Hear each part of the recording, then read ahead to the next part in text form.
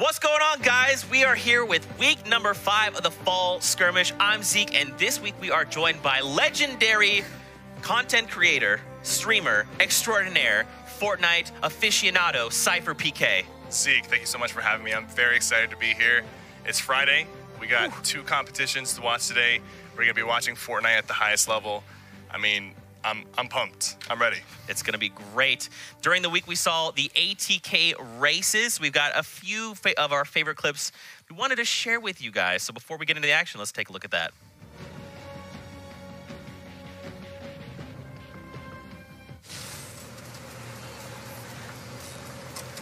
God's plan. No! Oh my God! Oh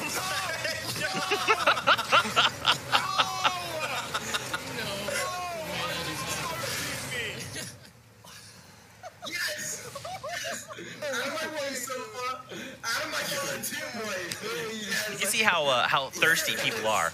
He's so focused on this. It's like he's playing for the win right now. Yeah, and you can see there's a llama onlooker who was not even paying attention. Llamas, you gotta pay attention. Yeah, so this week we had the ATK races. We had brackets. 4 people competed within playgrounds. Top 2 went on, and we obviously had some winners. We had 4 winners from North America and 4 winners from the European scene. So let's take a look at our winners. Coming in at number 4 was Epsilon Macau for the Dusty Dogs. That's 100 points. And third, that's right, Severin with 150 points. Coming out of the Fortnite in second place, though, we've got Mitro, the legend himself, with 200 points for the Rift Raiders. And that means left in first place is Alliance Powder for the Dusty Dogs. Bush Bandits and Lucky Llamas not seeing any points, but keep in mind we have 4 winners from NA. Let's take a look at those. So Cypher, I mean, you're a Bush Bandit. Yeah. So what's going on here, man? What happened? At least Reverse got us on the board. Mitro is busy winning, the actual tournaments and the races. He needs to slow down just a little bit. Mitro, you're too strong. We need to nerf you. You're too strong, man. On top of that, we also have updated club standings coming into this week. So let's take a look at that. In first place is your team, Bush Bandits. Let's get it. 2,965 points. In second are the Fortnites, 2,880 points. Right behind them, though, Dusty Dogs, 2,865. In fourth, Rift Raiders with 2,590. And the Lucky Llamas are left in fifth place with 2,445 points. Zeke, you'll notice that the top 3 right now are really close, just 100 points between each other. So after the competitions today, you can definitely expect some shifts potentially happening between Bush Bandits, Fortnites, and the Dusty Dogs. And even Rift Raiders and Lucky Llamas, if they come out strong today, they could jump up a few places. So I'll be excited to see how the score settles down after today. Yeah, absolutely. With that being said, Cypher, before we continue, what do you think you're looking forward to seeing in the meta? Obviously, this week we saw the introduction of the Quad Crasher. We've seen some very interesting clips, things come out of that, like rotations and whatnot. What do you think? So when the Quad Crasher first released, initially I was like, okay, this is cool. It's like the ATK a little faster, but some people have been doing some crazy stuff with it. I've seen some insane late game rotations with the Quad Crasher. I've seen some eliminations with the Quad Crasher. It's definitely something that's really early, and if I see a team pull something off, it will be insane and risky. But I really do hope we see someone use it in the late game rotations, because you can go flying with that thing, and people will not expect it. It's very fast. Very fast indeed. With that, we'll take a look at the format. Every week we swap things up. We're returning to a fan favorite, Royale Flush. Keep in mind, we are on the duo format. Victory Royales are worth 3 points. Second and third place are worth 2, and fourth and fifth are worth 1 point. Eliminations. 8 eliminations is going to net you 3 points. 6 to 7 is going to get you 2, and 4 and 5 is going to get you 1 point. And if you end up getting 8 eliminations and the Victory Royale, it's going to be a Royale Flush. It's going to get you an extra 2 points. And don't be surprised if the team that ends up coming home in first place is the team that gets the most Royale Flushes. That's right, and there's also a bonus incentive on top of the Royale Flush, and that is if a team lands a Royale Flush, they're going to get $10,000.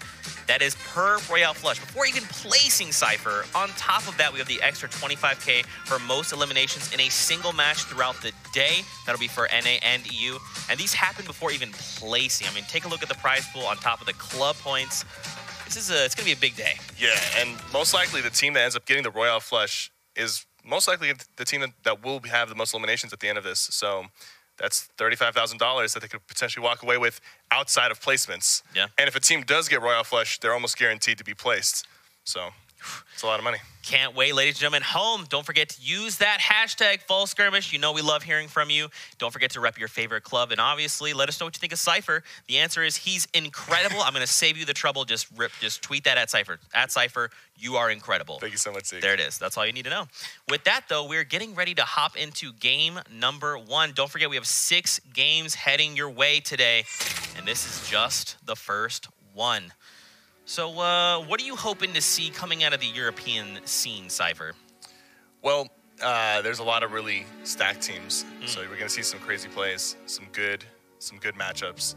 I'm interested to see how people use the floating Loot Lake Island. I am actually not even sure where it is right now on the map. It's constantly moving. Constantly. Last I checked, it was somewhere near the middle. That's right. Near Dusty right between Dusty and Tilted Towers. Things are happening. Things are moving. Let's not forget, we also have returning competitor Alanis Mitro here, who is paired up with someone he's very familiar with. So, you know, it's going to be a pretty interesting day, all things considered. But taking a look at the current bus, it's not the most ideal bus, right? You have a little bit of a less room to play with, because now you have to make these farther travels to say, like down at Lucky Landing, even the likes of Fatal Fields and Flush Factory. You have to be in the air longer. Yeah, and the longer you are in the air, you know, the people who land early, they'll have more materials. You know, you could land and people will already have a few hundred materials and shields and weapons. It'll be interesting to see how people use that center island, because I've watched a few scrims recently, and having control of that island late game is very vital when it comes to maneuvering around the map. So you'll see people fighting on there, and you'll see people sitting on there waiting for the circle to push them out. Right off the bat, take a look at this. Solary, MZ, and Airwalks. One of the very powerful God. Start the game with a quad launcher. That's what you like to see, man. I actually caught up with Myth earlier on in the week, and he was very excited to see people utilizing the quad launcher more. It's very effective, especially when you're fighting against people that are kind of turtling. You can force them to take fights. Very rapid shots. A lot different than any of the other explosives in the game. Yeah. Razaru is here, and he's contested. Him and his partner are going Fnatic Jarl, and his partner are at Motel right now. They're very limited on their resources, but I can definitely see him using some of these boogie bombs to try to turn the fight around. The boogie bombs recently got changed to where they drop in stacks of 2. And it's extremely, extremely useful when it comes. Oh, Chef also has a set of boogie bombs, so that's 4 boogie bombs for Chef and Razaru. So they're going to make it rain boogie bombs. Oh, they're going to be dancing, yes. So if they can use these properly, they can clean up this very easily. Even a really good player getting hit with a boogie bomb, a lot of times people become very predictable. They start jumping up and down. When somebody jumps, there's only one way they can go. They can go down, and these players are experienced enough to land that headshot on the jump. Yeah. Now, Beehive... He has the portal rift, so if they need to get out of here, they can. There's also some rifts right outside, so it'll be interesting to see. I think both these teams right now are just kind of, they want to see what the other team wants to do. Are they going to fight? Are they going to, rotate out? They're playing it very, very safe, and that's just kind of how you have to go in the early game. Yeah, Razor is definitely familiar with this type of territory. This is not a new place to him. Cracks Beehive, though. I really hope, like you're saying, man, just use the boogie bombs. Chuck one out. At least then you have 3 left in reserves. You won't lose too much. Now it looks like he's going to get aggressive. Beehive. You heard one of the boogies go off there. Yarrow making that rotation around. Beehive's dropped low as well. Razor's really weak right now. Is he going to go down? He's so low. He went down. It's a 1v2 right now. They haven't used the boogie bombs yet. I don't think they even can at this point. Not fast enough. Jarl and Beehive make quick work of the 2 there.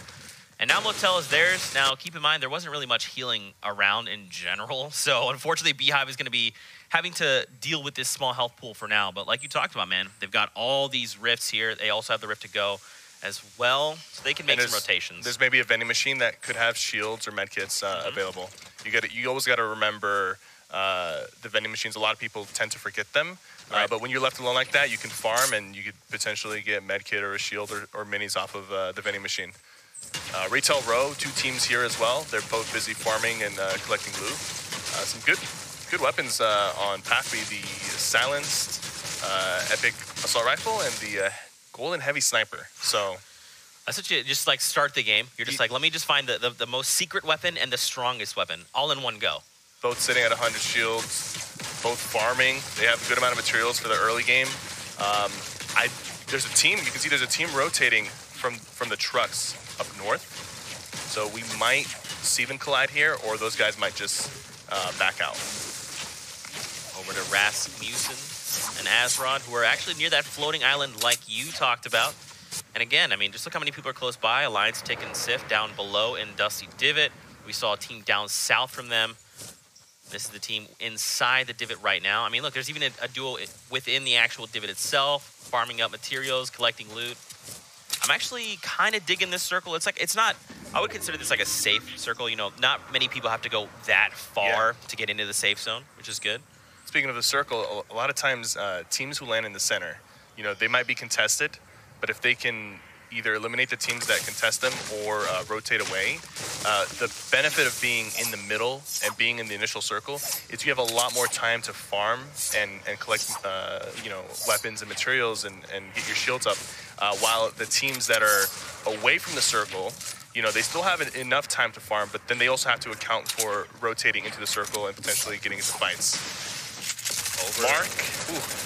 He's not looking good over at Snobby Shores. He's currently got the trap down. Does it? Eclipse, one player adds is dropped low, but he is now down, and they are going to execute him for that elimination. That was actually super. He goes down. Ads goes down. His teammate is up top. Riddle gets it down. Is it enough? That is insane. That he walked into the trap even though it was already up. He must have forgotten about it or just gotten a little bit distracted. But I cannot believe he walked into that trap again. They really fumbled that, to be honest with you. That was theirs to win, and unfortunately did not go their way. Little build fight over here. Lucky Landing, seeing some action. Now keep in mind, the storm is starting to move. We got a minute 30 before it overtakes this area. So they need to start making this disengage. Dalo and Dollar Games against Jules and his teammate. Now they've got the high ground. I mean, look, they got the porta fort. The mats are looking really great. 679 wood. Oh, that's a really good first shot right there. Jules is not looking too pretty right now. He's going to go down. Now the question is, where's Jules' teammates? Down below. Yeah, I mean, look at this. Dollar Games is just keeping his pouncing on him. It's Brox there, Uncle Brox. And now look, they just keep him down. They just have to keep him pinned down, keep him away from Jules. But look, Cypher, the storm is already coming in. This is one of the downsides of landing near the edge of the map is if you get into these fights and they last too long, both you and the team that you are fighting could potentially get eaten up by the storm. Now Brox could turn this whole thing around. He just needs to hit his shots. Dalo here. I mean, he already cracked Dalo. He's got no more shields. But I mean, even winning this fight, it's not really a true win for them because the storm, the lack of resources. So like these guys, you know, luckily for him, he has a med kit and maybe they have some loot that they acquired from eliminating those opponents. But now they got to rotate in the storm, low on resources, low on materials. When you get into those early game fights, it's almost like you're trying to eliminate the opponents without using as many resources as possible. But if you don't use enough, you might lose the fight. So it's a bit of a mind game. Like, should I spend 500 resources here to try to eliminate these guys? Should I rotate away? And you try to win with as minimal, you know, building as possible. But sometimes you build too little, you end up losing the fight. Right, exactly. Now Blackso here is engaged. He's coming out of the storm. Ooh, almost takes fall damage, but he's okay. Now he drops and cracks that player for a lot. We've seen the kill feed. Heisel has knocked out Dollar Games, and Madsen takes down Yoshi. And look, Madsen is dropped super low. So down below, Solar Yoshi's just chilling. Genside Madsen is like, I'm gonna med. Solar Yoshi, I promise I will do my best to protect you. Good pyramid right there to block him from entering. There is a trap here, I believe, so he's gonna be a little bit more cautious trying to get in there. I think his teammate just took him out. Yep. There you go. Both are eliminated. Poverty and Yoshi goes down. And now they get some more loot. You know, again, they're at the very edge of this circle. Not super great for them. They need to start making the rotation. You can see the little yellow diamonds up by Lazy Links. That is Blackso and his teammate Madsen. But look, we're over near Tilted. Look at Tilted. You see those people flying across. Most of them are using the Loot Lake floating island, and they're getting in there. So there's going to be a lot of people. I mean, there's already a lot of people in that area, and the reason because of that is because of the Loot Lake Island. People are using that to rotate, and there's more teams that are going to be rotating in right now, and I don't know if they realize how many people they're jumping into. Now, luckily, there's a lot of cover in Tilted Towers, but they got to be careful here. It's gonna get really tricky, especially if this next circle goes even further towards Snobby Shores. All those teams rotating out of there, it's gonna get messy. It's gonna be a lot of people going down. Yeah, for sure. I think they should try to make rotations down by like Shifty. I mean, the assumption would be if you're gonna make rotations, they're going to Tilted, right? So yeah, use the floating island vortex, get down by Shifty, and rotate around by Greasy. But Crabble here with Carnifex. Rift Raiders currently engaged in Pleasant Park. Boogie Bomb on the floor. He picks it up. Ooh, they get cracked for just a little bit. Now, Carnifex still okay. He's topped off. He's ready to go. They also have the med kit. Yeah. Yep. But look, it's Mitro and his teammate Vilex. That is a scary duo to be going against right now. And they've got him pinned inside here. They've got materials. They've got shields. And they're playing aggressive. Like, at this point, they've already invested enough time to these guys. They want the elimination. They want the resources. You know, when you, like, they're investing their time instead of, you know, looting or farming, because they feel like they can eliminate these guys, and whatever they have is now theirs. Right, it's like worth it to them, right? Yes. There we go. Crabble going down. Carnifex crawling towards the trap to try to get him to, but these guys are smart enough. They're not going to walk into the trap. There's no way. It's a 1v2 situation right now. What's interesting is they don't execute Crabble there. They're just leaving him up alive. They're kind of forcing his teammates to come and try and get him. There we go. There you go. He takes him down. And now they're sitting okay. We saw Mitro, he was low before, so he tops off with that med kit.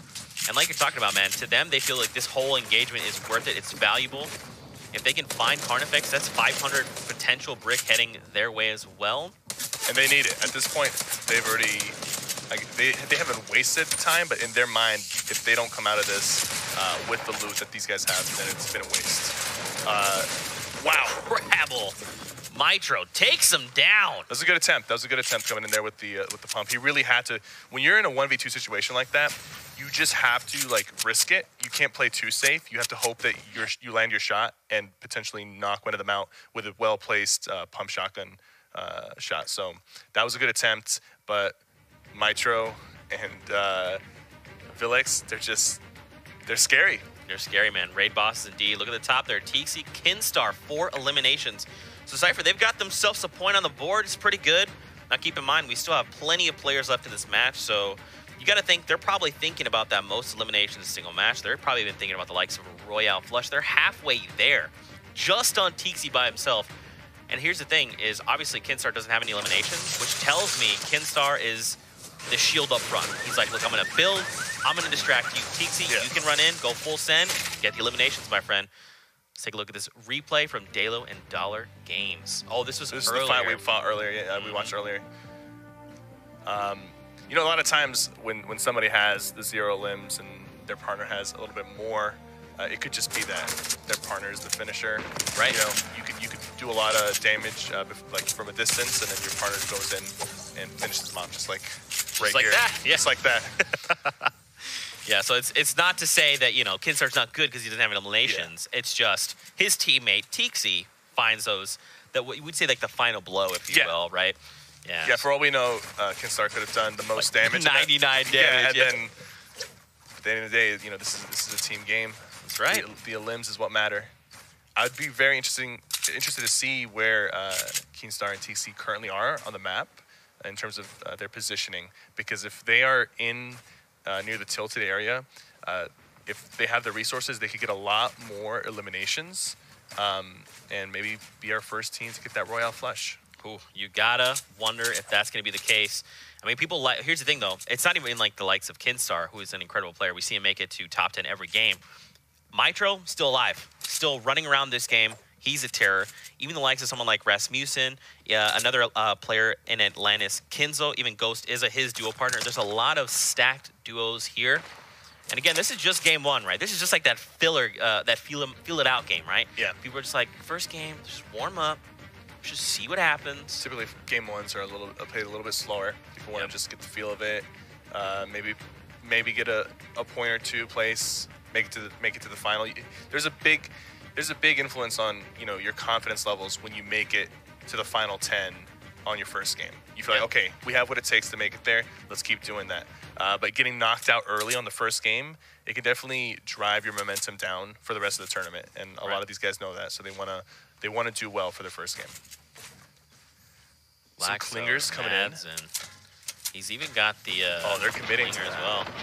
Clingers and over to Tilted though. Skosis and Dav. Man, again, take a look at the top right of the mini map. Just look how many players are in close proximity of each other right now. This is gonna be a battleground.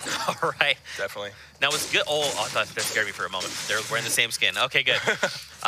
What's gonna be tough here, like you talked about a little bit, it's just kind of navigating the space, right? We're kind of, a lot of these players have already made their way into the safe zone and they fortified. They're ready to go. They've picked their spot.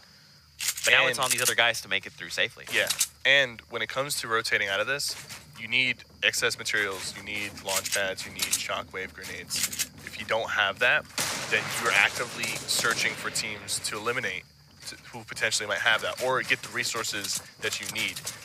A lot of times, people will play safe when they have the resources, but for example, right here, Evil has 380 metal. I don't know how many materials his partner has, but they're trying to get these elims because they know that if they want to win, if they want to make it past this point on this next rotation, they need some more materials. And that's why they're playing very aggressive here and they're going for the risk. And it's going to pay off. There's a chug jug, there's some materials. Great pressure from these guys. Holding the low ground, playing safe, shooting from the edited window, and now the materials are stacked and they've got chug jugs. So now they have a better chance at potentially moving out of this area and going into the safe zone. That's a great point. They've only got 45 seconds left to make these rotations as well. But again, just look at how cluttered that area is. And now look, the new safe zone. They're already in the safe zone. They're good to go. And that's a Kinstar call. I'm going to tell you right now, Kinstar is the guy that says, look, we need to make it to these safe zones. We're going to fortify and we're going to show people that we're here. Because the thing is, as well, Kinstar builds a very specific way. So when you see it, you're like, oh, yeah, that's Kinstar. Nice little tunnel they have going on here. Replacing the enemy walls with their own. Just fortifying it. Sharing the shields. It's good to communicate with your teammate. Make sure that you guys are both even when it comes to materials and shield count. And sometimes you will want one person to hold more, especially if they have like more health and you're more prone to going down. But they both are healthy and they both are sharing the resources well. So I'm really hoping that they can pull this off because I'm pretty sure. Are they on the Bush Bandits? Who are? DC and Kinstar. Let me take a look for you. Oh, man. They are not. No, they're not? Okay, they are not. I take everything I said back. I hope they go down the next 10 seconds. Oh, my gosh. Over to Paffy and Noisy, though. See, this is where it gets a little scary because what happens is if you get caught out of place and you look weak, if you look weak to the people around you, everyone will kind of have like a gentleman's agreement to start shooting at you. You want to look strong. You want to look like you have a lot of materials and that you can defend yourselves. Because now these guys are getting attacked with grenade launchers, but they're doing a good job of defending and putting the walls up, so people might stop shooting at them. But if at any moment you look like you're taking too much damage or that you're running low on resources because you're cycling through your materials, everyone around you is going to make it their job to try to take you out. Now right here, Paffy is not looking good. He's not looking good, and more people are going to potentially start shooting at them once they realize that. That's such a great point, because like, even looking up just a little north, you see a player that's just med-kitting. No one's shooting at them at all. Yeah. Whereas Kinstar and Tixi, of course, everyone's like, hey, pile on these guys, make them use their mats, we'll shoot at each other. Don't shoot at us, shoot at them. Look at them, they're the threat. 62 players alive.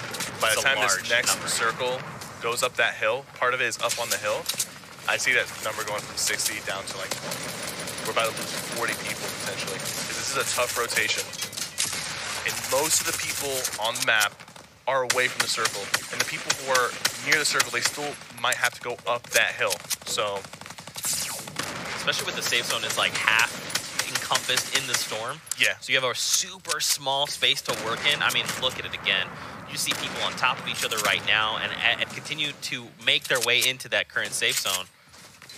That's a great point, though, Cypher. Look, this is going to get really crazy really quickly. And when it comes to these late game rotations, a lot of times you try to get away with, rotating without using materials and you hope that people just let you buy. You hope that people just like ignore you and focus on their own rotation. And if you can get away with rotating without using that, look at all this loot right here. Oh my! That's another player. That's he's trying to snack their loot. Oh, that did not go well. For it. Oh no, it was past Oh, me. the Porter Rift, that is so clutch. And now did he pick that up or did he have it with him? Yeah, I believe he picked it up, and now they can make this clean rotation. And Mitro's like, look, I want to go in. I want to steal this high ground. They are so They need one close. more for another point. But like I said, that you need those resources to make those late game rotations. And that's why people play a little bit more aggressive, especially if they're low on resources. Keemstar is very weak right now, and him and TC are just running around, and they're hoping that they don't get shot. You see, they're not really. That's a great shot from TC, but they're not really building because they want to see if they can get away with it. That's kind of the whole way. You're like, okay, please let me buy. Yeah. Let me buy. Let me try to get it through here without spending too many materials. And if they can do that, that's great.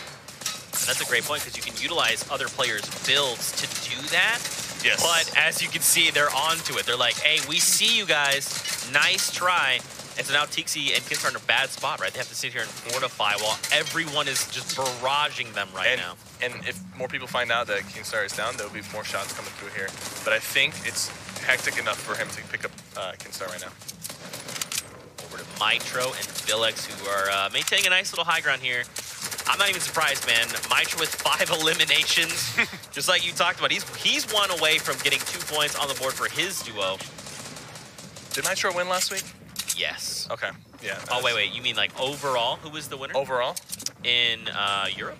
Yes. I will get word on that because I'm not 100% certain. Let me get word. I mean, but he did really the top. Really well. Yeah. He's very consistent. Very, very consistent. One of the most consistent European competitors I've ever watched. They got 6 eliminations. They're super close. And now look at the new safe zone. They've got to make their way back into the storm. What's interesting too is back over old build, but Villex is down. And it's not looking great. It's up to Mitro. He's not going to be able to pick up the Yeah, he just needs to go. Yeah, Villex is down. He's got enough materials to try to make this work, and he's got the grappler, which is going to be really, really useful during his rotation. And you see, he's not even building anything right here. He's just using other people's builds and hoping he doesn't get focused.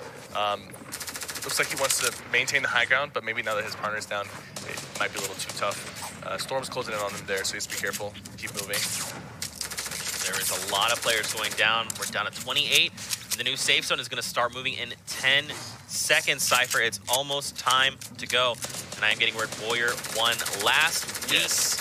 Mitro, though, putting up those big numbers as well. So here we go, Cypher. It's time to start moving. Still alive. They've got 5. They've got 6, actually. 2 more eliminations. Yep. They'll get the extra point. That's right, at 8. And in terms of placement, was it the top? First place gets the 3 points. Yep. Victory Royale is worth 3. Second and third are worth 2. Fourth and fifth are worth 1 point. Yep. So now they're probably shifting their mindset a little bit, right? They're like, okay, well, there's 30 of us. Could we play for top 5? Well, I don't know. There's still 30 of us. There's still 30. Yeah. So we're talking 15th, 16th place right here if you go down. Yep. They're just I guess some people are hoping that they just don't get noticed a little bit and that they're able to make it to the top 5. That's right. And then the people who are, maybe 1 or 2 limbs away from getting a point, they might be looking for that. Wild card Bowman and Alpha have that high ground.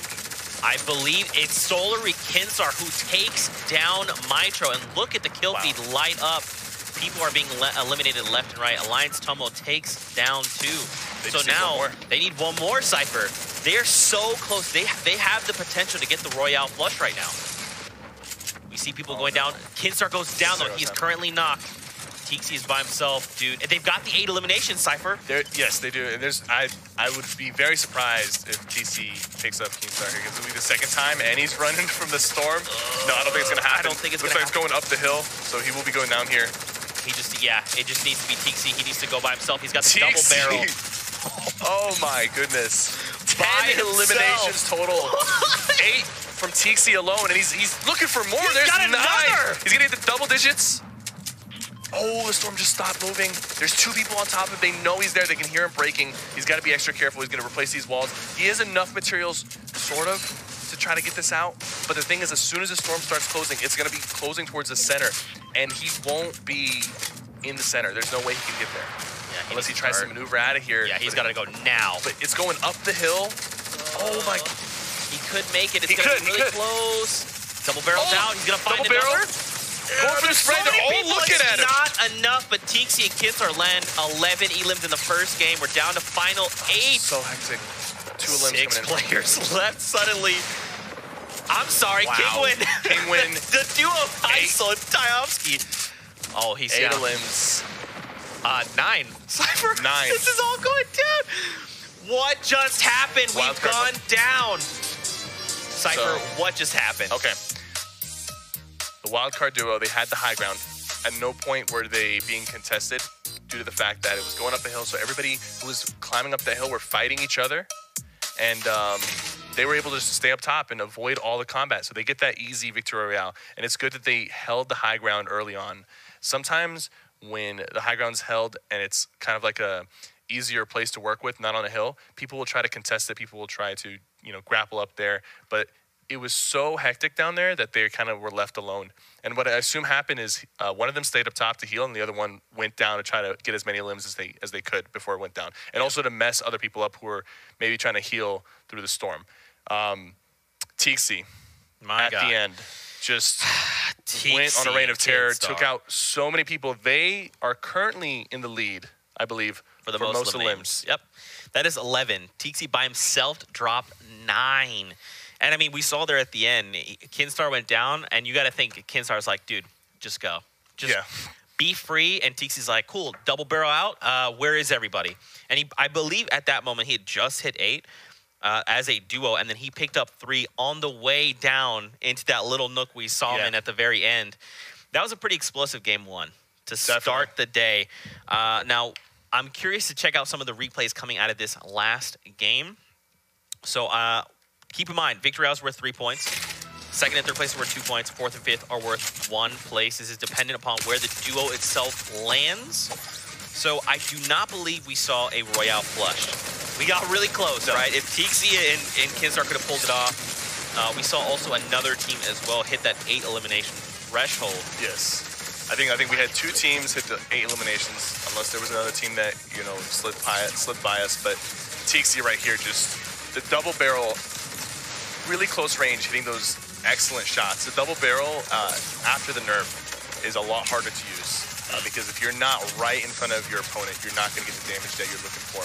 Right here, great spray from Heisel to secure the 7 limbs, and then he finishes them off for the 8 limbs. So Heisel and his partner are the second people, and you'll notice that in that late game, action, that's where you get the most limbs, potential and easy limbs where, if you have a good shot, you have a good loadout, you get in there, you bust out your shotgun, finish them off with the SMG. Both teams, Heisel and Keenstar's group, both got most of their eliminations in that last 2 circles. Yep. And that's interesting to talk about because you got to think throughout the whole game, there's like two ways of thinking, I guess you'd say. You say, okay, look, we're going to play for placements or we're going to play for eliminations, maybe both. And so to say, because we tuned into Tixi and Kinstar at one point, they only had Kinstar at 0 and Tixi had 4 eliminations. And we thought, that's not a lot. And then they're like, don't worry about it. Final circles, we're going to pick up eliminations. Don't even worry about it. And that's what we're seeing. So Wildcard Alpha picks up the victory royale. But we still have 2 teams that drop 8 eliminations in game 1. So just off the bat, they're going to get the 3 points coming in on the board. And if Tixi and Kinstar maintain the 8 eliminations all day, they're going to get $25K. That's great. But you know what? 11 elims, I think that's going to be broken. Yeah. I think either they will break their own record or another team will come out because 25,000, that's a big incentive. I think these guys want it. And going for those elims is going to get you the 3 points and potentially another $25,000. I'm gonna say that they might break their own score within the next few games, or another team will come out and break it for them. You got to hope that's the case, right? Because we want a little bit of action, want a little bit of underdogs going up. But for you guys at home, what do you think of that first game? #fall skirmish. Use it. Rep your favorite club. talk about how incredible Cypher is. And obviously, talk about 11 eliminations here in Game 1 coming out of Kinstar. I mean, I'm not even surprised, right? Kinstar is a dynamo. He's a robot in obviously the most positive ways I can possibly use that word. And TC's like a robot. He's just, he goes in there, he points, clicks, gets a limb. I've never seen somebody be so accurate in that close range encounters and just be so confident in his approach. He walked on like 2 groups and he didn't care. He's like, I'm going to shoot you guys before you shoot me. Yeah. He took some damage, but he ended up eliminating them. So what an excellent player, honestly. That's a good point, because in those final moments, it gets really hectic. You have to maintain, like, so many different things all at once. Like, how many layers up are we? Layers down? How many players around us? And just like you said, Tixi walked in and is like, double barrel, you're down. Swap to shotgun, you're down. That's 2 more for me. You got to have that mentality in the late game. People are, like, scared. They're like, okay, we got to be careful. You know, the circle's closing in. There's people all around us. If you get scared, you're gonna like, not be the first person to shoot. And in that situation, you want to be the first person to shoot. You want to be the first person to play aggressive and make that initial move, because people are going to get caught off guard. They can't really hear the footsteps because there's a lot of footsteps everywhere. Right. There's a lot of builds everywhere. It's very easy to make simple mistakes, and that's where you want to capitalize off those mistakes.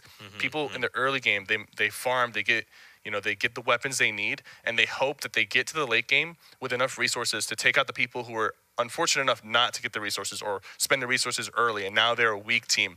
So even if like a duo like Keenstar, they're excellent players, but if they didn't have the materials or resources, another team could have easily taken them out in the late game. Right. But they did a good job of getting those early limbs. You want to get some of those early limbs because the way I see it is that you want to get a couple early limbs to pad your resources, because you can only do so much farming. You try to get as many resources as you can. You find another team, try to beat them without spending all your resources, and that's what they did. And then they had enough to go into that late game and take advantage of that. Yeah, absolutely. That's a great point, especially for the likes of, we saw Mitro go down, the titan that he is, but it's interesting that Kinstar was the one to dethrone him for that game. Yeah. So obviously when 2 titans clash, one has to be winner, and in this case, it was Kinstar. I like that we saw Mitro as well land Pleasant, and they just like took out another team. Yeah. That's how you want to start the game. Hey man, game 1, let's land up, I don't know, Pleasant, that sounds good. Oh, Mitro's here.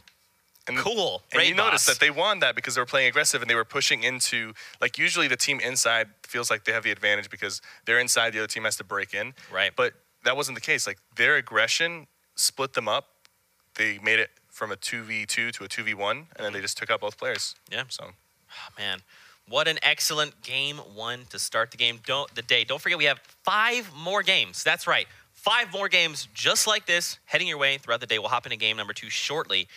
But my, oh my. It was a good game 1. That's a good game 1, man. These rosters currently from each of the clubs, super stacked. Fun fact, Ali A is playing. I wanted to throw that one out there. He's seeing his tournament debut. We'll tune in. We'll give you guys some insight in the club rosters soon. Don't worry. But yeah, man, what do you think? So do you watch a lot of the European gameplay? I do watch Solari. I watch their stream. They're constantly cycling through their players. I've seen Tixi. Tixi, if you didn't know, he holds a lot of the world records for most eliminations in like solo, squad, duo. Like he's up there. If you search up Fortnite world records, he's up there. So he is an experienced slayer. He knows what he's doing. Mitro, he's on my radar now. He's been on my radar for a bit. People say he's one of the best players in the world. We'll see. Next week at TwitchCon, they're going to be there going against the likes of Poach, Vivid, the Liquid Boys, and also Ghost, 2 of the top organizations. So it's going to be interesting to see the EU and NA clash next week. But right now we're seeing them on their final week before the final event at TwitchCon, so it should be good.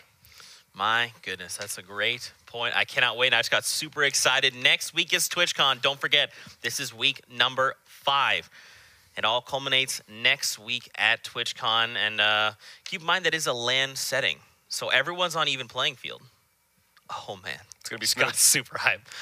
Woo! Oh my goodness. So what do you think, man? So do you think there's any, let's say, like misplays that happened in that game? Do you think? So for me, watching and observing Europe, it seems they kind of have a slow start, right? We saw a lot of those players toward the end have plenty of resources to go around, where in NA you typically don't see that. Everyone's kind of like burning through materials trying to survive. But what's interesting is we saw that lobby at 70 players at one point. Yeah. 70 players. That doesn't happen. These aren't normal pubs, Yeah. right? Yeah. And like I said, on that late game circle rotation, that 70 dropped down to 20 really quickly because that's such a hard rotate to make up a hill. A lot of people did not have the resources or got eliminated as they were transitioning. And it's interesting that you point out the difference between the NA and the EU competitors because the style of play is a little bit different. And it's something to look into because you're right. The EU guys, they typically start off a little bit slower, and then at the late game they ramp it up. And I'm not sure why that is. Why there's like a difference of Fortnite culture between them, but it's noticeable. It's noticeable. And yeah, game 2 coming right up. Game 2. Here we go, ladies and gentlemen. It's time.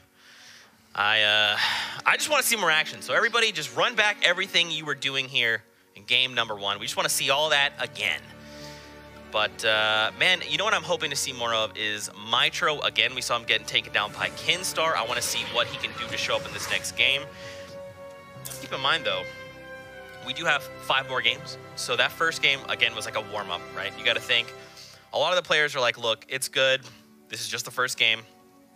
Tixie and Kinstar, though, they were like, hey, first game, let's drop 11 eliminations, obviously. And, you know, the people who do well typically in their first game, they're going to try to repeat it. Yep. They're confident now. They want to go with that momentum. The people who did bad, they're like, all right, this is our game. Let's do this. Focus up. You know, I don't want to get eliminated off spawn.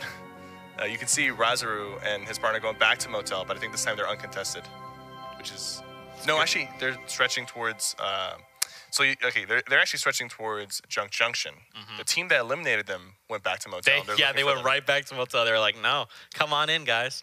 I'd love to see you again. And typically that happens if a team lands at your place and you eliminate them.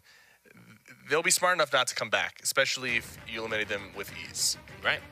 We see a duo landing at Pleasant. I would assume that's Mitro. If I had to take a guess. I definitely. and I guess the team that was there last time said they bailed. Yeah. So that's how you control. And that kind of it's funny because that kind of rolls over into the other games where like you take out a team that landed at your spot and now you have like an uncontested spot, so you can land there, get all the loot, get all the materials, and not have to worry about that. So like winning your initial land is so important, even though you're on limited resources and you know, it could go either way in the early game. There's a lot that goes into it. You might not get the weapon that you wanted, or you might not get the shields that you wanted.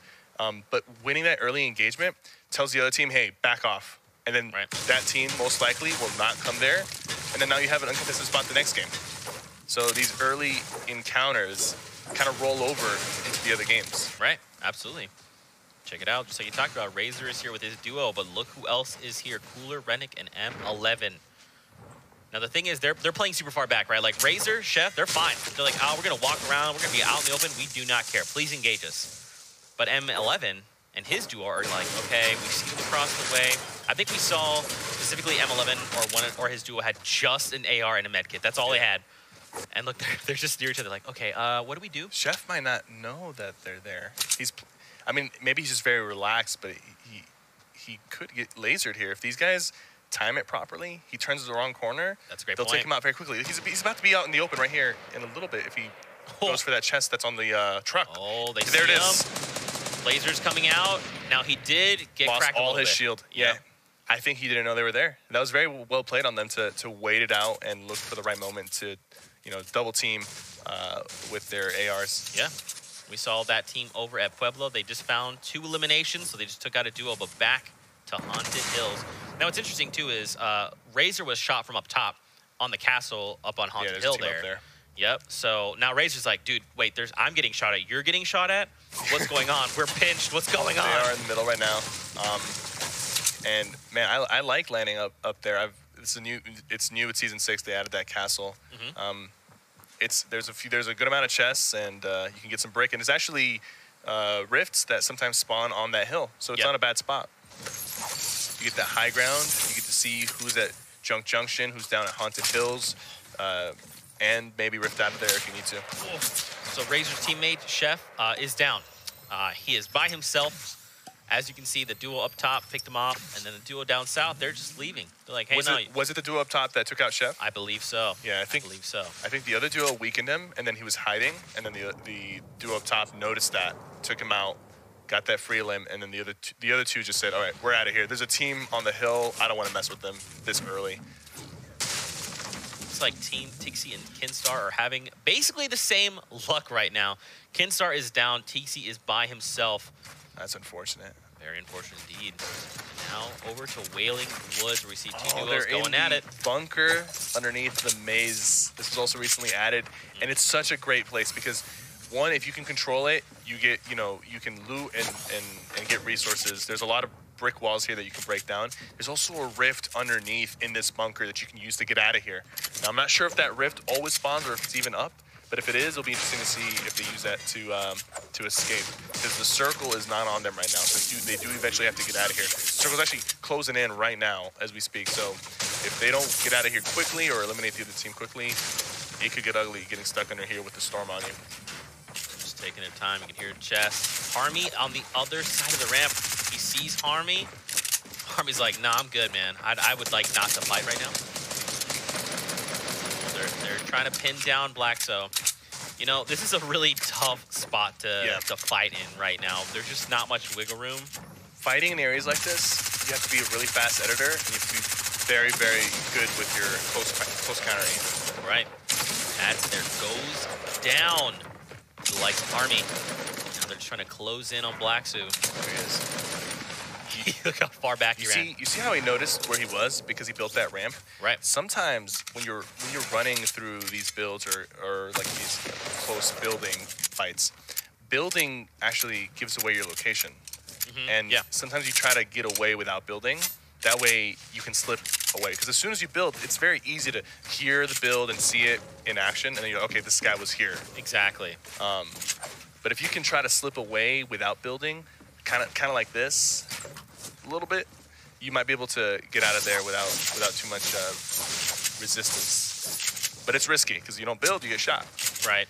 Exactly. And that's a great pull. There's the rift that rift. Is there up. It is. So I mean, they were banking on it. Just leave, yeah. They must have known it was here. Unfortunately, though, they're not looking good on health. They're both missing health, not a lot of shields. Yeah. About 75 between both of them, just about. But this rotation is going to be very, very important in terms of where they land to potentially get some of that shield back. Because I don't think they can really get into a fight with a healthy team right now. Yeah. Take a look at Trimax and Gray Fox, who are near Fatal Fields. But look who else is around them. You got Mr. Carrero. Now he's got his eyes on someone else at range. The question is, though, does he know about the duo not that far away? They're just chilling. Yeah, and this is kind of where we're seeing that a little bit of a lull, right, Cypher? Like we kind of touched on earlier. They play a little slow, play a little safer. They've got the mats. I mean, look, just off the bat, 600 wood to go. I mean, yeah, but he has 600 wood, and there is a lot of rocks in front of him that is unfarmed. So hopefully, eventually, they won't want to sit there. They won't like right here. This opponent, he understands. And he's sitting here farming. He knows there's people over there, but he's using line of sight for the trees. And he's trying to get his resources up. That Trimax and Gray Fox, they're doing a good job of staying there, but 600 wood, that's not really a lot in these type of games. You can go through 600 wood in just one fight. So them sitting here right now, being healthy and just looking for these kills or eliminations on the rotates, it might come back to haunt them, especially if the circle rotates them out of here. Yeah, because that's just a bunch of wasted materials. Also, time because they're not doing anything here. Yeah, exactly. Like you're saying, they should be farming, right? At minimum, they're just chilling. They're trying to gather information, which is good, but there's not many people around, so you just got to take advantage of every moment that you can. But over here, it's Mitro and Villex. They're closing in on one duo, and it looks like there's a second duo. It's a three-way fight. Yeah, I guess they saw two duos engaging, and they're like, look, we'd like to third party this, please. Skyart is down. It's M11 as well. Look, Mitro immediately. The high ground? Yep, he's like, high ground, let's go, Villex, up top. And you notice they were on the low ground initially to assess the situation, and then once they saw that the other team was, making moves on the team that was already down. Oh, okay, this is our opportunity to take the high ground. They do have to be careful. The storm is right on their back. I don't know how far. The circle is actually a decent bit away from them, so they have to make this quick. And I can expect Mitro and them to rotate out of here, maybe even with no limbs if they have to, because if they're smart enough, they'll realize, okay, the circle's going to close. They do have a launch pad and grapplers, so maybe they're banking on that launch pad. Oh, some good pressure from the top right here. M11's down. This is 3 eliminations sitting here very nicely for both of them. It just depends on how Vilex Mitro want to approach. I mean, look at Lenane. He's trying he almost to heal. had that med kit off. I don't think they're going to let him. They smell blood in the water. He goes again. Rennick is rotating out. Rennick is rotating out. Are they going to let him? He's going to med. Yeah, he just med. He got it off. That's interesting. They probably didn't know that he was that weak. Yeah. Okay. Yeah, they were like full send there, and then they right now back off. he's trying to replace his pyramid with his own. One of them should probably drop down and okay, there we go. They got the pyramid, but now that he realizes that he's rotating out, it's very smart of them to rotate away as soon as they got the pyramid on top of it. So they were both breaking the pyramid while one of them just spams and tries to place it on top of them, and they're gonna ignore this. Okay, so they have a rift. I didn't even realize they have a rift. Vilex is really low on health. He can't stay there. Yeah, that's a little unfortunate. I feel like if they put the pressure on the other player earlier or spread out the pressure, I feel like both of them hitting the top of the pyramid might have been a little bit of a bad move, because that player was able to just deny both of them at the same time, where if one of them was on top and one of them was underneath waiting for them to edit out, they might have got that a limb. But yeah, that's a great point. They should have definitely, just like you're saying, man, if you just dropped down on either side of that 1-by-1, just split the attention. But now it's go time. We got to see a lot of these players make these rotations into the current safe zone. Skosas, Dav, they're making a rotation in, coming in from the east side. There's a duo not that far behind them, Jam Side and SSK. Yes. And they're healthy. They've got their shields up. Mitro and Vilex are already. So this was the player that was running from them. Yeah, they caught him. They caught him as he was rotating out. And the storm is still closing in, and Vilex still does not have a lot of health. But there we go. They're gonna have to use the launch pad. Wait, they have another? They have another rift to go. Yep, they're gonna go. Wow. Where did they get that from? Dude, look at the loadout right now. Not much in the way of AR. They've got plenty of shields. Yeah, 5 minis, 2 half shields. They've got a grappler, a launch pad. But they're both missing a lot of health. Yeah. They need to find some medkits, some bandages. Two of those rifts, extremely clutch. However, they use them to secure what? 2 limbs? 2 limbs. Yep. I mean, late game that could have been a lot more useful. That could have secured them the victory royale.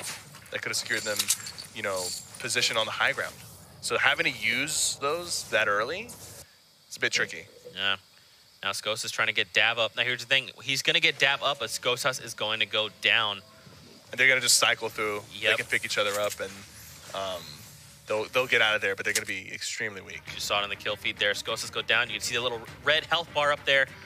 But taking a look, man, there's not much in the way of eliminations. There is, but it's spread out very evenly right now, right? Right at the top, Issa and Kinsel. 3 eliminations right behind them, Peyton Camo. Outside of that, though, Skosas is down. So I guess Dav... Okay, they're both... Someone must have caught him. Yeah, they both were eliminated. It looks like lost to the storm. The storm was ticking for 4 at that point, I believe. So, or 2. I think it's ticking for 2. Okay. Yeah. Yeah, if it's ticking for 2, you just kind of don't have... Okay, so 10 seconds, you're taking 20 damage. You have to instantly pick up the other person as soon as... Run. And then run for a few seconds and then instantly pick them up. They might have fumbled the revive, or maybe they were getting shot at and then they start building and then the storm took them out. That's a pretty hectic, situation. So yeah, it's a tough spot to be in. But already we have less people right now alive than we did last game when it was a smaller circle. The circle was all the way in and we had about 65 people alive. Right now we're at 63 and people are dropping and the circle hasn't closed yet. So people are being more aggressive. But like you said, it is very spread out. We don't have any teams that are dominating in terms of, four limbs like last game. But right now, everyone's just trying to trying to position themselves in the circle. Everyone's just waiting. Yeah. They're like, someone else make the move there. I loved Zypan's load out there. Grenade launcher, double barrel, minis. It's a great loadout, especially with the grenade launcher. I'd like to point out something, Cypher. It's been 2 minutes since the last elimination. And that typically happens with this circle. You know, you're missing some of the early action, right? People are now, they have resources, they have shields. So if they get shot at, they can protect themselves and prevent that death. While as in the early game, maybe you didn't have time to get the resources you need, or you spent too many, and then you get caught in a bad spot. Well, now most people that we were watching, they have the resources, so they can protect themselves and avoid combat. But somebody did just go down. The stream Sky got eliminated. Oh, I don't know if you saw, but Kingwin Heisel hops down with the Rift to go, catches Tyovsky and says, boy, we got to go. And he's got another one in his inventory. That's the second team that we've seen this game with an extra Rift to go. There must have been either they got very lucky with the loot, or there was a vending machine that was selling Rifts to goes and people found it. Yeah, ready to make that move. Perma and 5Skill, though. 5Skill is probably one of my favorite players. I don't know if you've ever seen him play. I've seen him play. Have you seen his crazy DPI? My yes. God, what a legend. When I saw that the first time, my jaw dropped. How do you do that? How do you focus? Apparently, 5Skill knows something we do not. Is he still doing that? Oh, yeah. Is he still doing those crazy builds? Mm-hmm. He puts up 1x1s faster than you can put up a single wall. And that's just globally. No one can build as fast as him. And he's only going to get better at it once he learns to control the speed. And because sometimes you'll see him mess up and he'll like get stuck underneath his ramp. But if he gets better at it and he starts just not messing up and not getting stuck underneath his ramps, that's kind of scary. It's just a terror. Yeah. All things considered. But look, Cypher, we've only gone down by 2 players. We're still at 61 remain. The kill feed starting to see a little bit of action, right? We're seeing people actually get knocked, but not much has happened. Currently, it's been 1 minute and 12 seconds since the last elimination. So again, we're just slowing things down. These stink grenades are very useful. You don't see them used a lot in public games, but that's because in public games, people aren't stuff like this all the time. But in these matches, they're vital. They're one of the most valuable throwables to have, because you force a team to move out. You force them to use their resources. And sometimes people are just very weak on health, just like we were watching the previous duo. Was it Tixi and his partner? Or no, it was the Atlantis duo that had low health but high shields. Yeah. If those guys got hit with the stink bomb, they would both get eliminated. Even though they have 100 shields, they would go down just like that. So there's a lot of people that are going to have low health, just like Mitro right here has 45 health. So if 2 stink bombs were thrown at his box and he had a hard time getting out of there, he would go down. Yeah. Because that stink bombs do health damage directly to your health. In case you're watching and you've never seen Fortnite, hello, this is Fortnite. We hope you're having a great time. I'm also joined by Cypher. He's great. Mitro and Vilix are pressuring Pate 1K. I think they took down his partner, and now they're going for the finish on him. Now there's another grappler, a gold compact. You like to see it. They still have that launch pad, Cypher. Oh! Came out of nowhere. I don't think he was looking away from them. He was looking away from them. He didn't even see them. And now they got the resources. Look at his. Look, they've got extra wood on the floor. They've got 909 wood, and they've got extra wood on the floor. These are the limbs that you need to finish out the game. Right. And these guys are so good. They're always actively searching for limbs. They're always putting pressure on their opponent. Whether they have shields or no shields, they're playing like they're 100-100. And when you play like you have 100 shield, 100 health, you scare your opponents to think, oh my God, these guys are stacked, even if they're not stacked. And that's kind of the mind games that you have to put on to put that type of pressure on your opponents. That's such a great point, because if someone damages them now, they just see blue numbers like they're tagging shield. You have no way to know what their health bar is. Yeah. That's a great point. They've got grapplers. They've got extra grapplers. They're going to be able to make any rotation that they need. Hopefully they don't get lasered on these rotations, but with the grapplers, it'll be hard to hit them. Oh, man. Carnifex is down. Crabble doing everything. He just rifts to go. He rifts, but his partner goes down beforehand. Are they going to take that rift, do you think? I would be surprised. I think they should. I'm not gonna. Well, you know, they're not too far away from the rotate. They're on the shorter end of the circle. So. Yeah. So I think playing it a little safe there, because maybe he would have gotten it, his partner would have, and you don't want to split up. Yeah, the partner was too far away, but then immediately ONF Evil, it's like, hey man, I see you trying to use that rift. Nice try. You see Mass is like, I'm out of here. I got to rejoin with my teammate here. 4 limbs for Ghost, Issa, and Atlantis Kinzo. One more, they'll get that second point. I think they are leading right now for this game in the limbs. Look at that, we got another quad launcher in play. Dude, you know what we still have not seen is any of the quad crasher. You know what I'm gonna make the prediction right now. We're gonna see it in NA, 100%. Oh yeah. I don't think we'll see it in Europe. I think we will see it for sure in NA. The NA guys tend to mess around a little bit more during these. Yeah. They're the ones who put on the bush. Yeah. Take a look. Cypher, top 5 standings currently. Tyovsky and Heisel, number 1. Wildcard Alpha and Bowman in second with 3 points. Behind them is Tixi and Kinsar. We saw them drop those eliminations. Airwalks and MZ as well. And then in 5th is Camo and Pate 1K. The wildcard duo, they didn't get 4 limbs. They only won the game. Yeah. And, you know, that's good to get those 3 points. But I think if you want to take this home, you really do want to get those limbs while you win. At least as many as you can, right? Even if it's just 1 point, that 1 point can make a difference. And when it comes to tiebreakers, first thing is victory royales, right? Yeah. So that does help them a lot. They will like if there's 10 teams with 3 points and they have 3 points and a victory royale, they're going to be on the top of that. So it is important, but it's also going to be important to get those extra points from the elims as well. We've got 36 players remain currently in the lobby. DK, one of the best snipers in the entire game. Now, currently doesn't have one, but Which over to DK? Dakotas or that DK? That DK. I don't know. I think Dakotas might have something to say about that. All right. Looks like we're going to have to figure out at TwitchCon. Hope you're both there.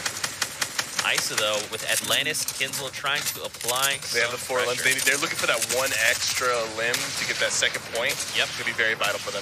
It'd be a shame if they went down here, but they're 100 health, 100 shield. They've got materials, and they're putting pressure, and I think they smell that people are weak around them. Tixi, though, look, Tixi's he's still alive. Kinsar went down like 5 minutes ago. Yeah. And he's still managing to stay alive. He's got, 600 wood. He's going to burn through this a lot as he rotates. But I think what he's doing right now is he's looking for that stray person rotating. He's trying to refuel himself. He needs to. He needs to get it. If he wants to take this home, he needs to get that, that extra limb on somebody who's weak, who might have a lot of materials. And he's looking for that right now. So he's going to try to rotate late to catch somebody off guard. That's his plan. This is a very risky strategy, especially when you're by yourself. Already down to 360 wood. Seeing the kill feed, Poverty takes down a player there, down to 25 Cypher. There we go. He sees people right next to him. He's going for the high ground. He's trying to contest it. But I don't know. I feel like maybe he regrets doing that because now he's down to 60 wood and he's got the storm on his back. He needs to make an aggressive move here. He needs to make an aggressive move. And I think he'll try to rotate down and try to catch somebody. But if he doesn't, he will be going down just purely because of the fact that he has no materials to make this next rotation. And if he gets dropped here, he might be able to catch himself with the remaining brick that he has. Yeah. Oh, there's someone on top of him. He might be going for a trap play. Down. Nice. Oh, he cracks him, but he did not have enough time to get the materials. Yeah, he had to leave at that point. And look, he's got 1 build. That's it. He cannot build anything. I mean, what's unfortunate here, man, he's stacked on everything else. Yeah. Like you talked about. Someone right behind him. He noticed him. Going for the shot. He needs to find this elimination. Now he's just running like a headless chicken, and he just couldn't do it. Yeah, that's a really tough spot to be in. That is. It's unfortunate, and I was hoping that he would get the resources from that guy he eliminated. Was that his teammate that he just opened up on? Sure. Yeah, that player right there, yes. Okay, yeah. I was with the quad launcher, yeah. It's unfortunate because he did get the elim that he was looking for, but he did not have any time to. And if he had gotten the loot, he had so many shields, he had good weapons. All right. There's so much going down, Cypher. We're currently in top 12. A lot of players left remaining. There's only 1 duo that's down to 1 person at this moment. You've got to be careful here because, you could potentially die and get 6th place or 7th place if there's enough solos alive. So people right now, they don't want to be the next person to go down. They want to make sure that someone else goes down so we can at least secure that 1 point of being 5th place. Look at this. Mitro Billick still Who's very on the high much ground? alive. We're about team 42. That's Heisel and Tyovsky. Weren't they in the lead? Don't they have 5 points from the last game? I believe they do. That's right. Oh, that is such a good position to be in right now. There's enough. Dude, they have 6 eliminations. Yeah. Cypher, they're close. They need 1 more. Mitro and Villix. And they've got the med kit to potentially go for the heal off. But if the team on top has campfires and a medkit, and even if they don't, these guys might not be able to go for that heal off just because of the fact that another team might push them while they're attempting to do that. Right. And right here, I believe he was trying to run into the storm to get that tick of damage that he needs to take. Because you can't get the medkit off if you have 100, you need at least 90. Yeah. Then you can start pre-medkitting as it closes. But I don't even think he's gonna be able to do that. There's too many people alive right now in such a close area. I think the guys up top are gonna take this home. Isol finds another one. He needs one more to get the second point. He's super close. Cypher down to 9 players. Shots, double barrel. Look at how many people are close together. Wow. What's happening? They just let him do that. His partner just went down up top. Oh my, Isol finds so many eliminations. He's got 7 by himself. He's got to finish that guy off. I don't think it's too late. It's too late. Powder is up top, and Powder had started the med kit. And he would have gotten that off. My goodness. What a crazy last few moments. I cannot wait to take a look at the highlights to replay those final seconds of that last game. But my, oh my. So taking a look at the scoreboard, Isol has 7 eliminations. That was the most in the entire game in this lobby, game number 2. One elim away from getting 8. And I don't know if that down player, he did not finish off that down player. That might have been an extra elim, potentially. Because if the victory royale happens and there's somebody that's down, I don't think that elim counts for you. I don't know. It's a good question. Yeah. What a crazy game number 2. So, wow. We went to a heal-off. Unexpected. Isol and his partner had the high ground, but when we came back to them, they did not have the high ground. But Isol did get a lot of limbs there at the end, which was good. So what must have happened is another team must have contested them or shot them down. And that's good. And that, like I said, last game, it was harder for that to happen because they were up on a hill. So there were so many people that were struggling to even move into the circle. They were focused on themselves, not really focused on people in the high. Since this was like a flat ending, another team must have noticed, okay, there's guys up top. We don't want them to get that easy win. Let's shoot him down. They shot him down. Isol came down with the compact SMG and just sprayed them all down. That was crazy. Yeah. That was insane. That was a good play by him. Double barrel and the spray. Second place, 7 elims. That's still really good. They were first place. I think they will hold on to it. The team that got first place, they only had 2 elims. Yeah. So both teams so far that have won with under 4 elims. And you know, you increase your chances of winning when you avoid the fights because you keep your resources and you get to make those late game rotations a little bit better. Those teams must have gotten really good drops and maybe you know, good luck with the circles and were able to farm up what they needed. But like I said, you know, I really feel like Elims is going to take this home because Isol and them, they have not won, but they are in first place. Right. Just based off the points. Just based off the elims and decent placements. Like you still want to place in the top 5. They got second place that game, so that'll get them 2 points. 7 elims will get them another 2 points. That's 4 points. Now they're at 9. That's where you want to be. No one has broken the 11 elim game yet. Yeah, not set by Tixi and Kinstar.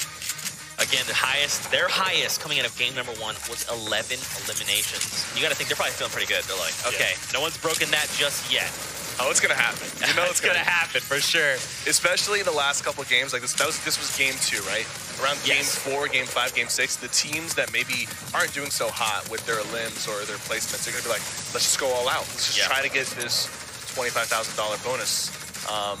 And that's simply what happens. I remember one of the duos where we had this style of play on the NA. We had Liquid 72 Hours and his partner Chap. They got the limbs that they needed for the most elims on the last game in the last few seconds. So those last couple games, people are going to go all out to try to get those elims. Isol, man. He dropped so many eliminations. He had 7 by himself. Another thing to talk about is Tixi, man. Kinstar went down right at the start. They land tilted. Kinstar goes down, and Tixi still makes it to what, top 20 by himself. He almost. Do you remember how many? He had 4. He had 4 eliminations. Needed 1 more. Yeah, he needed. It's very close. I mean, securing that 1 point, you know. It's like a marathon. You got to pace yourself. Getting at least 1 point every game. At the end of it, you have 6 points. A lot of times, that's going to be enough to get you in the top 5. So that 1 point is extremely vital.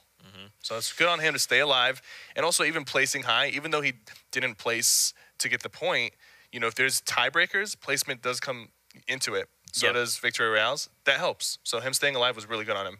very clutch to lose your partner that early, make it to the end with 4 limbs. Dude. Very clutch. Shout outs to you, Tixie. Way to go, Slayer. Any final thoughts before we take a short little break? Oh man, you know, I was expecting to start off a little slower. These guys are going at it, and I'm very impressed with the level of play. And these teams are stacked, very competitive, very good players, and people who are playing with each other for a long time, putting on a show, just playing for that money, playing for that pride of winning for you know, a Fortnite competition. It's exciting. It's really exciting. Absolutely. Well, guys at home, don't forget to use that hashtag Fall Skirmish. We love hearing from you. Don't forget to rep your favorite club. This is week 5. Bush Bandits. 1 week left. And $4 million on the line for the clubs. But with that, we're going to take a short break. So don't go anywhere. Find yourself a snack, find a drink. We'll be back in 5 minutes.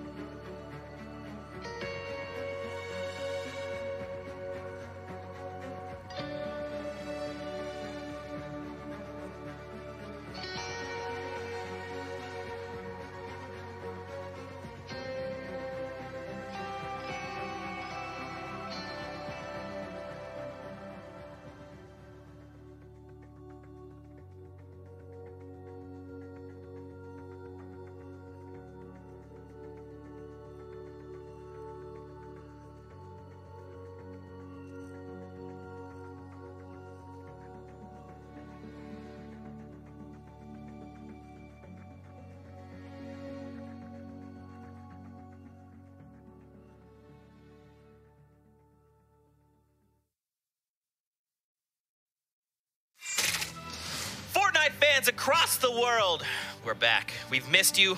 I'm Zeke.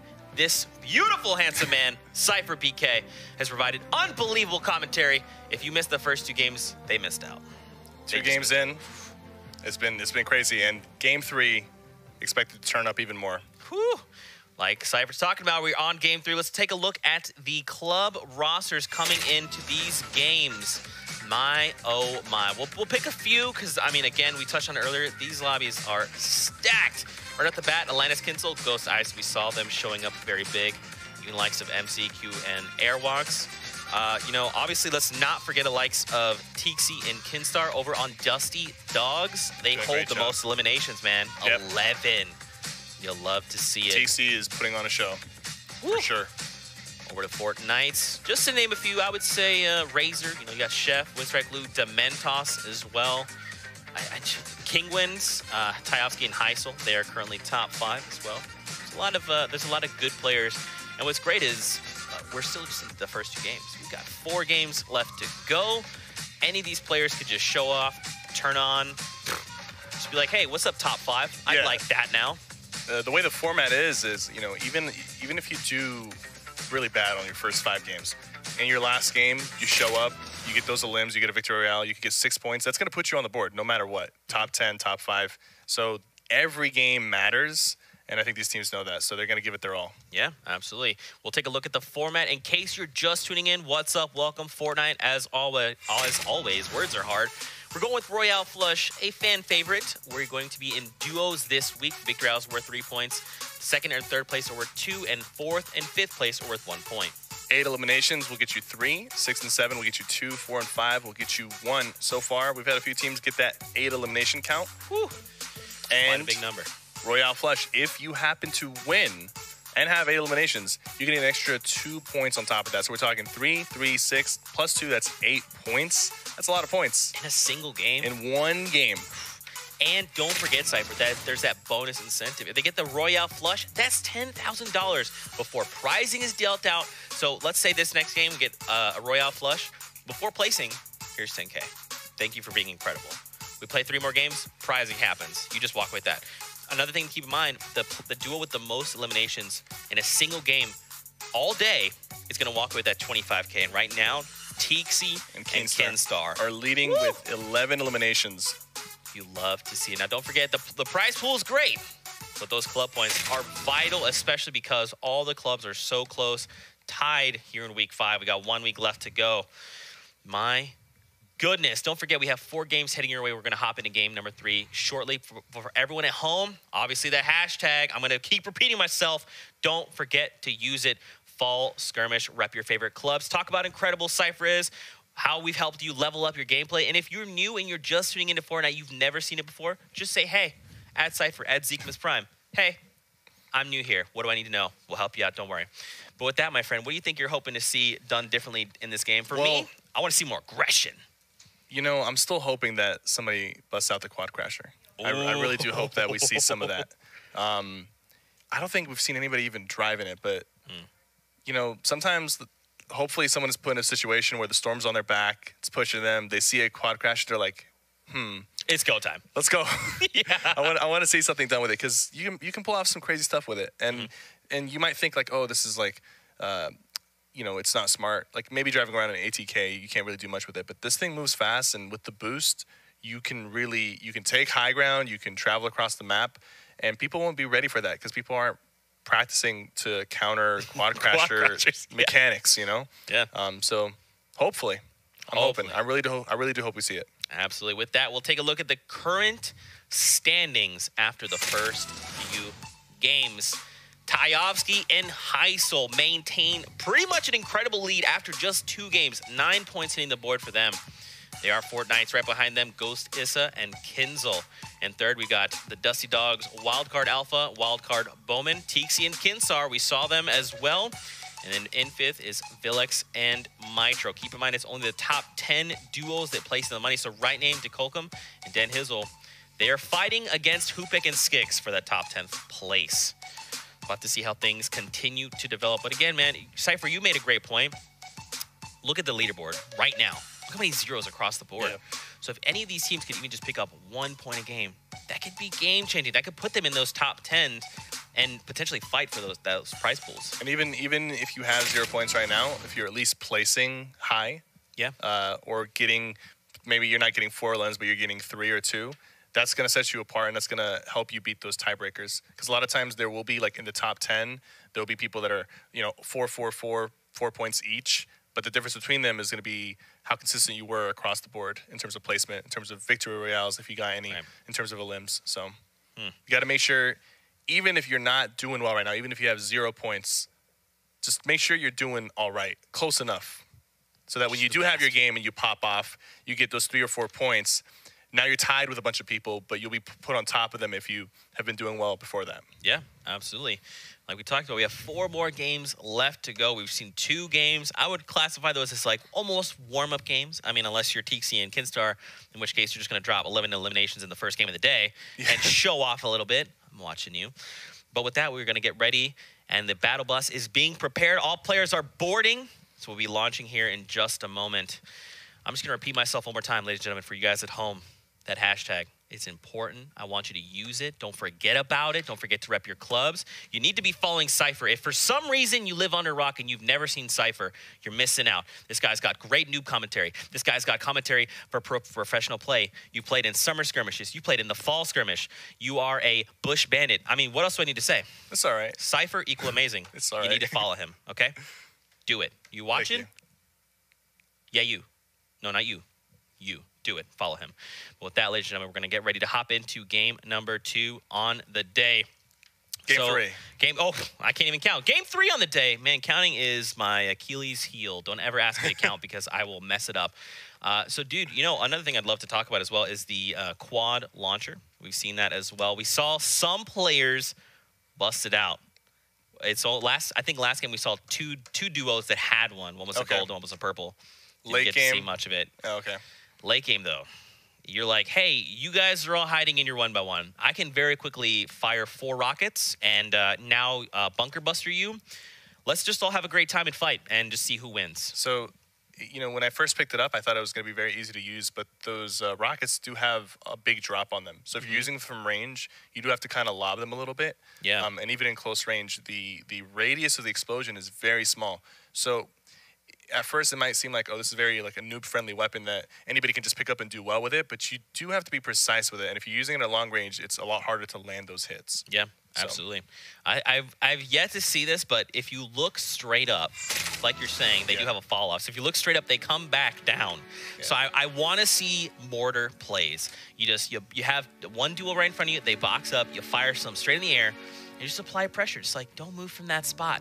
Stay there, and then immediately 4 rockets come down, land on their head. Match 3. We got the battle bus coming in from Snobby Shores, heading towards the racetrack.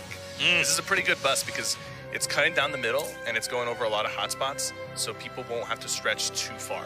Even if you're landing somewhere in the desert, or even in risky reels, if you jump out now, it's not too far of a stretch. So this is a pretty good bus that I think will spread people out. I'm interested to see how many people visit their location that they've already dropped at. Maybe if somebody's uncontested. I think Pleasant Park. Who do we have over there? The Atlantis duo? No, apparently they went topside. They're going up toward Junk Junction. Or maybe they're going someone else. No one went to Pleasant Park. Interesting. We've seen 2 duos land there pretty consistently. Back at Motel, looks like the same duo that's been going there. Yeah. Looks like people are going to opt to go toward Wailing Woods, Risky Reels.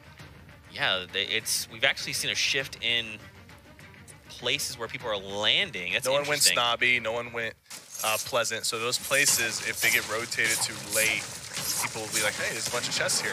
Let's. Oh, Hex. Early game. Blue tack. That blue tack is, if you're close enough, it can do some serious damage, and it's fast and like. If you have a pump, right, early game, you only have a pump. You don't have a follow-up weapon to switch to, like an AR or a shotgun. Right. I'd much prefer to have that blue tack just so I can take rapid shots at an opponent. Yeah. Especially in that early game. Especially when they don't expect it, right? They're like, he's probably got a shotgun. He's not firing at range. Oh, it's attack. Just kidding. He's putting down shots. I'm in trouble. This area is always going to be contested mainly due to the fact that there is so many chest spawns in this place. There's rifts to rotate out of here, and there's a lot of chest spawns. Bogdanak is already down, so this is a 1v2 situation for Nova. He's low on shields now. He's trying to put some pressure on one of them, but it's too much. When you don't have the materials to fight off, and he didn't even really have a hard-hitting weapon like a shotgun to use to take one of them out quickly. It's rather tricky. So now these guys, Ghost Camo and Pate, have this place uncontested. They don't have shields right now, but I guarantee you once they're done looting that place, they'll have full shields, extra shields, med kits, and potentially a rift to get out of there. It is a very, very heavily contested loot area. Yeah, for sure. You can see even Risky Reels, you see a duo over there. Genside, Madsen, and Blackstar are taking over Risky Reels, but back at Tilted Tower. Look who's down right now. Tixi. Kinstar. Tixi is trying to just close in and pick his friend up. Look at this. He starts crawling down. He wants to make sure he doesn't take fall damage as he comes down. Oh, it's not enough. Tixi knocks out a player. Yeah, and he was really close. He was really close to beating him too. He only has about 10 health left. I don't even think this guy's partner is up. No, he was taken down. Yeah. Marijuana is by themselves now. But the thing is, Marijuana now has Tilted Towers all to himself. So he should be able to get out of here, hopefully. Unless somebody rotates early for Tilted Towers, he should be able to get the health back. It's really unfortunate for TC and Kinstar to go down. But Tilted Towers, going there, it's a risky move. It either pays off well or you end up getting eliminated early. And in this case, did not go well for them, but that's okay. Hey, this is a quad crasher. Oh yeah. Okay. No. Okay. First of all, I don't think they're gonna take it because there's another team at Risky contesting them.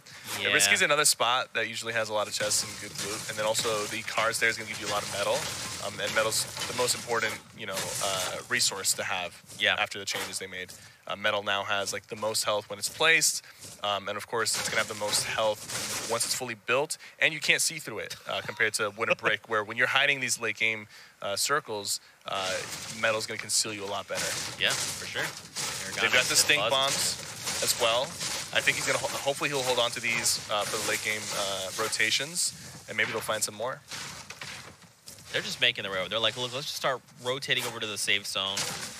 We're going to be contested there. Let's just leave. But back over to Junction. Dan Dizzle went down from Dan Dizzle. That's tough, man. Now it's a 1v2, but Chef is putting a lot of damage into Dan Hizzle. Dan Hizzle's not playing like he got hit. He's playing like he still has a lot of health. And that's kind of how you have to go about it, because if he starts playing weak, Chef is going to be like, okay, this guy's weak. Maybe I can get close. Maybe I can take him out and then make it a 1v1.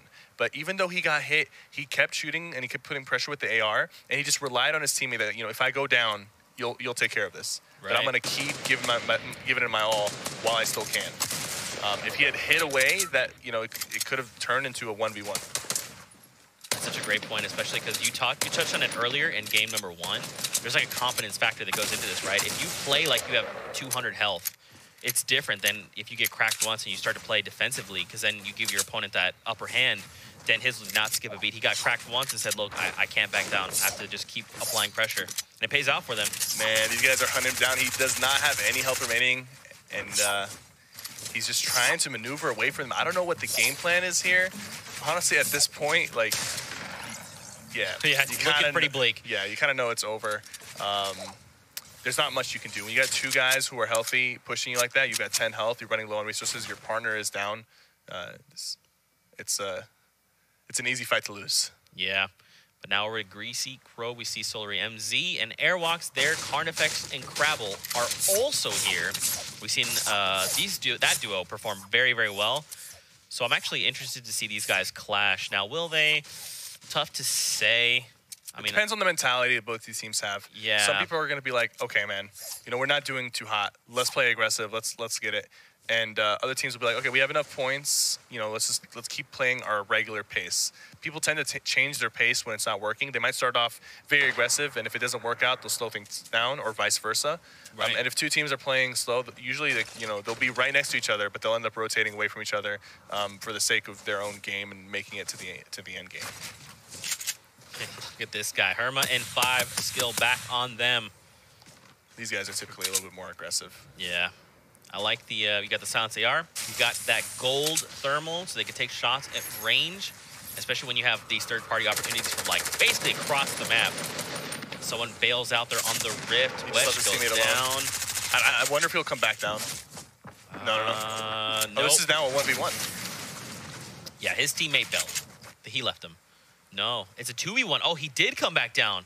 Okay, so it's Jamside and SSK. I wonder if that was maybe like an accidental rift or something, because there wasn't that much pressure to use that to bail. They've got a grenade launcher, shockwave. Taking that rift is a little unfortunate for them, because now rotating out is going to be hard. But maybe they just took it, so the other team can't take it. One of them just rifted. He's actually going to be separated from his teammate. If he does not make it back in time, and I don't think he will, he might be separated from his teammate. And now he's in the storm. I don't think he's going to be fast. He's still moving. He hasn't been in the sky just yet. I think he missed it. I think he might have missed it. He did. He's making his way down south on the map. He's definitely missing. He needs to. And look at his health go down. If he does not have a med kit, he might go out in the storm. Right now he's running around. Maybe he's looking for a med kit. Maybe he saw even just bandages, right? Yeah, there's some bandages right there. Okay, he finds the bandages. Good. But that might not be enough. He's already very low. He picked up bandage. Okay, so actually he has 15 and a med kit. Okay. He will be able to make it out, but he has to link up with his teammate. Now I wonder, is he gonna drop the grenades? Yes, he is. Okay, that's the smart move. That's a smart move. He could have potentially just bandaged up to 75 and then ran out with the med kit, but you don't want to risk that.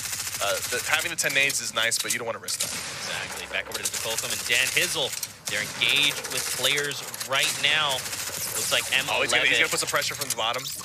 I think his partner just his partner just took them out 1v2 in that box. Wow. What a great play. Dan Hizzle put on 4 eliminations and that 1v2 with 2 guys in a box like that. That's coming out alive like that. It could have gone bad. If he went down, they would have thirsted him, and then it would have been a 1v2. That's such a funny spot, because if that's me and I'm in a box with 2 people, I'm going down 100%. Not Dan Hizzle though. He's like, hey, look, Zeke, watch me, do what I do. That's what you want to do. But what's great is now they also have that Rift to Go. We saw them find those players Rift to Go. They've got materials. He's maxed out on metal. They're both maxed out on metal, potentially, because I see metal in between them, and they're not picking up. That means they both have 999 metal. That's what you like to see going to the late game. Going to the late game with 999 metal with you and your partner, that's what you need to make those late game rotations and finish out the game. So if they can get into the circle with those resources, they put themselves at a really good opportunity to win this. Now look at this. Take a look at the top right mini-map. Jamside is just coming out of the storm. I think they heard him. But there is a lot of action here, so he might go unnoticed. But they are going in his general direction. There's a quad crasher in play. I heard it. Wait, was that Jamside? Did he come out of the storm with a quad crasher? Yeah, I think he did. He got lasered as he was coming out, and now he has to build. It's right there. He used it. Yes. Where's his teammate though? He might be down. I'm not even sure. I have no idea. Oh, there's a thermal scope in action. Yep. 100% accuracy on this thing. So if you are good with your shot, you'll get those shots in, and you might not even eliminate your opponents. But if you weaken them before getting to them, it's gonna. Jamside took the quad crasher, and he ran away with it. Jamside, where are you? He's weak. He just got hit. Oh, but he met up. Look, he's back with SSK, and SSK has a med kit for him. The reunion, man. Oh my God. It happened, ladies and gentlemen. You know, he went back there for that med kit. It's almost like he knew it was there. Sometimes it's important to keep track of loot that you leave behind, because maybe you can't carry it right now, but it might become useful. Because he went straight back there as if he knew that med kit was there. So good on him for knowing that, or maybe he got lucky. You never know, but I'm just going to assume that he knew it was there and he was smart enough to go back and go for it. And not just that, but also remember that it was there. Because sometimes you might get carried away with the action and you might forget where you left stuff. Yeah.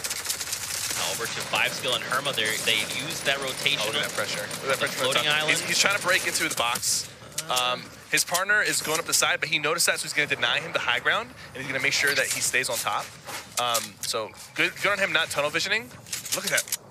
Just the quick building. Yeah, he's like, I want to see some crazy stuff from 5-skill. I want to see some of the crazy action that we saw in the summer skirmish. We just need to see him suddenly put up a 1x1 or a 2x1.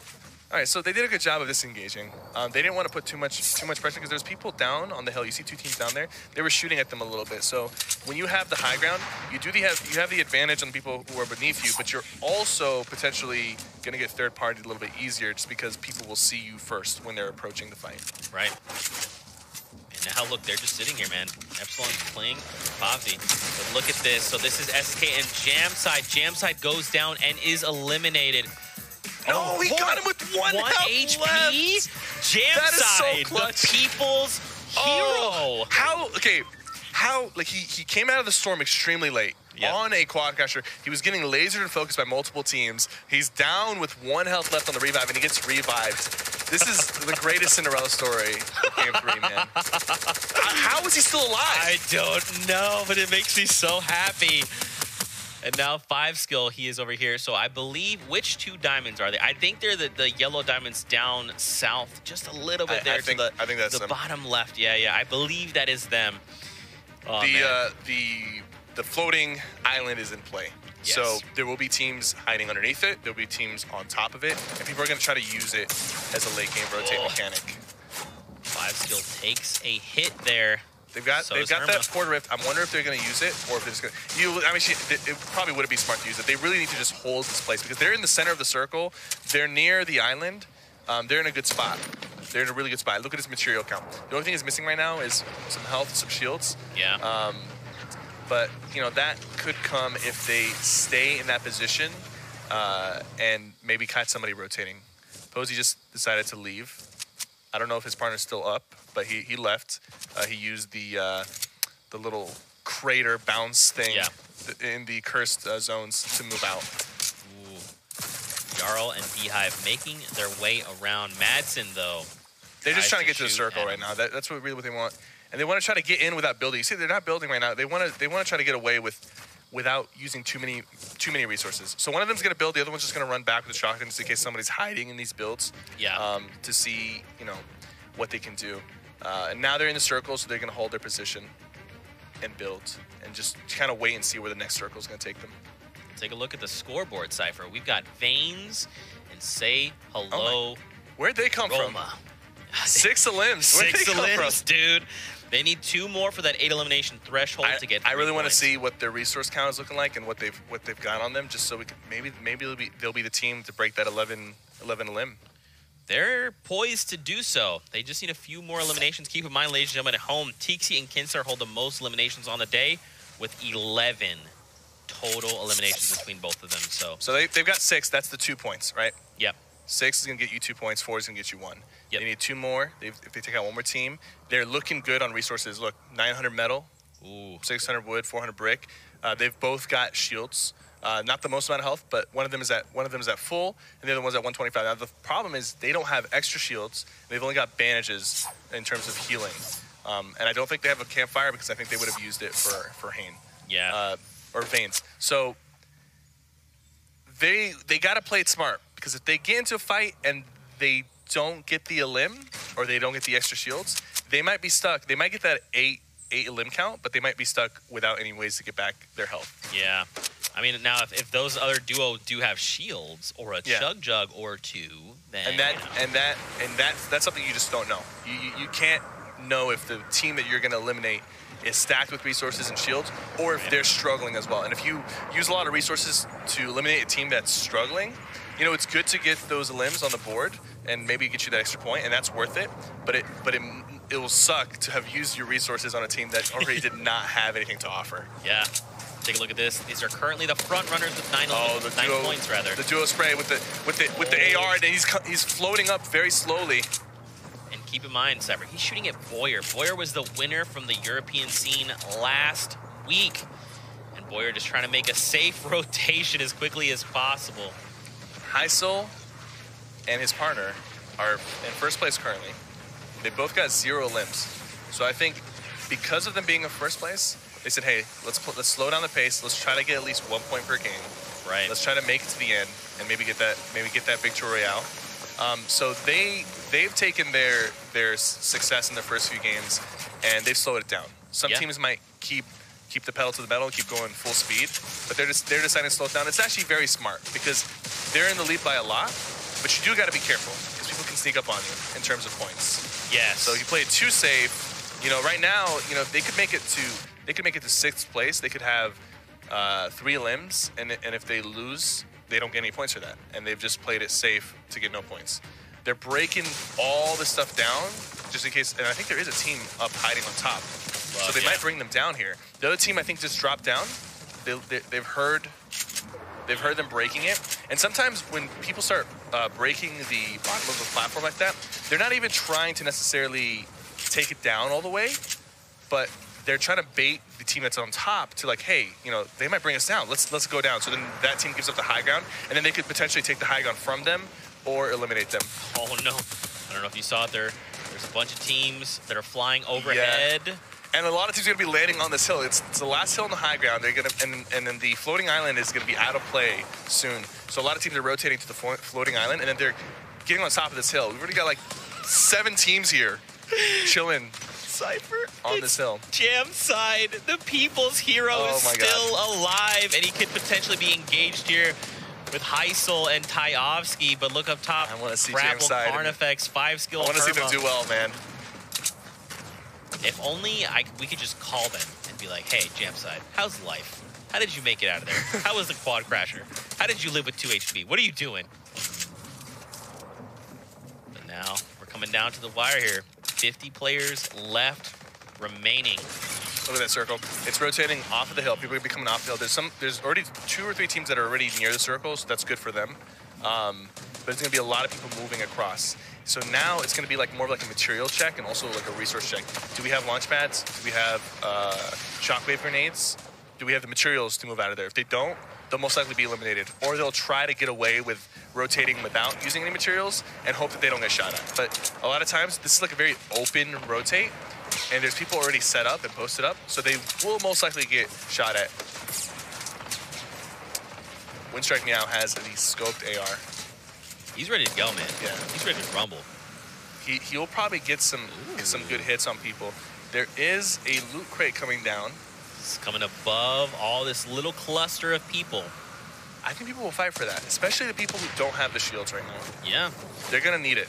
You never know what could come out of that. You could have things like, if you had Splodes and a Chug Jug pop out of that, you're good to go. You can get a jump pad, you can get a Porta Rift. Shockwaves, anything. Yeah, and it's landing right on top of all these players. I think the team that's going to be on top will probably try to secure it. Everyone is just waiting. They're all waiting for players to make a move, but look at it. Oh yeah, so Solari Airwalks goes for it. He caught it. I'm surprised the V's and Rewind side didn't try to like build out and catch it, or maybe they just weren't paying attention. A lot of times it can slip past you and you don't even realize that it's coming down. Cypher, you called it out. A launch pad is his reward. That's perfect. And some minis and a campfire. So he doesn't have a partner with him live. So yeah, he's down. That's clutch. He needs that for the late game rotate, and he needed some extra heals. So now he's got a campfire and 2 mech hits. So if this comes down to a heal off, he's looking good. But he is by himself, so his partner can't be there for him to like maybe rebuild walls that get broken down or keep people off of him. So he's got to hope that he goes unnoticed a little bit. Putting some pressure here with the clingers, and look, he used those clingers. I think it's because he was going to leave them behind. He dropped something to pick them up, and it's better just to use them instead of having them lay there. Yeah. And those clingers actually caused that team to go down. Now he doesn't get any credit for that, but now he's they're just down. Calling the lobby. Yeah. Yeah. Wildcard Alpha goes down there. Oh my God! Look at this circle. It's going up the hill. Oh, okay. So if Cypher, you currently do not have a launch pad or enough resources, you're going down. And no one is in a good spot here because look how deep it is into the circle. The only people that are in a good spot are maybe the people that are up ahead, but even the guys in the back, they might even be in the better spots because they don't have people behind them. Like this. Yeah, like this. Yeah. Players so they're able to down. come in and get those cleanups as people rotate. Nope, wasn't enough. I mean, Cypher, if there's anything 38 people. The Skirmish series has taught us, it's going to go down. Is if you fight a mountain, you lose. Yes. Like you're talking about, man. These launch pads. Got some launch pads coming in. He's going to use their launch pad, Daniel, and he needs one more limb to secure a second point. They've got 4 and 1. 5 skill, taking the high ground. Someone's in there with them. Who is that?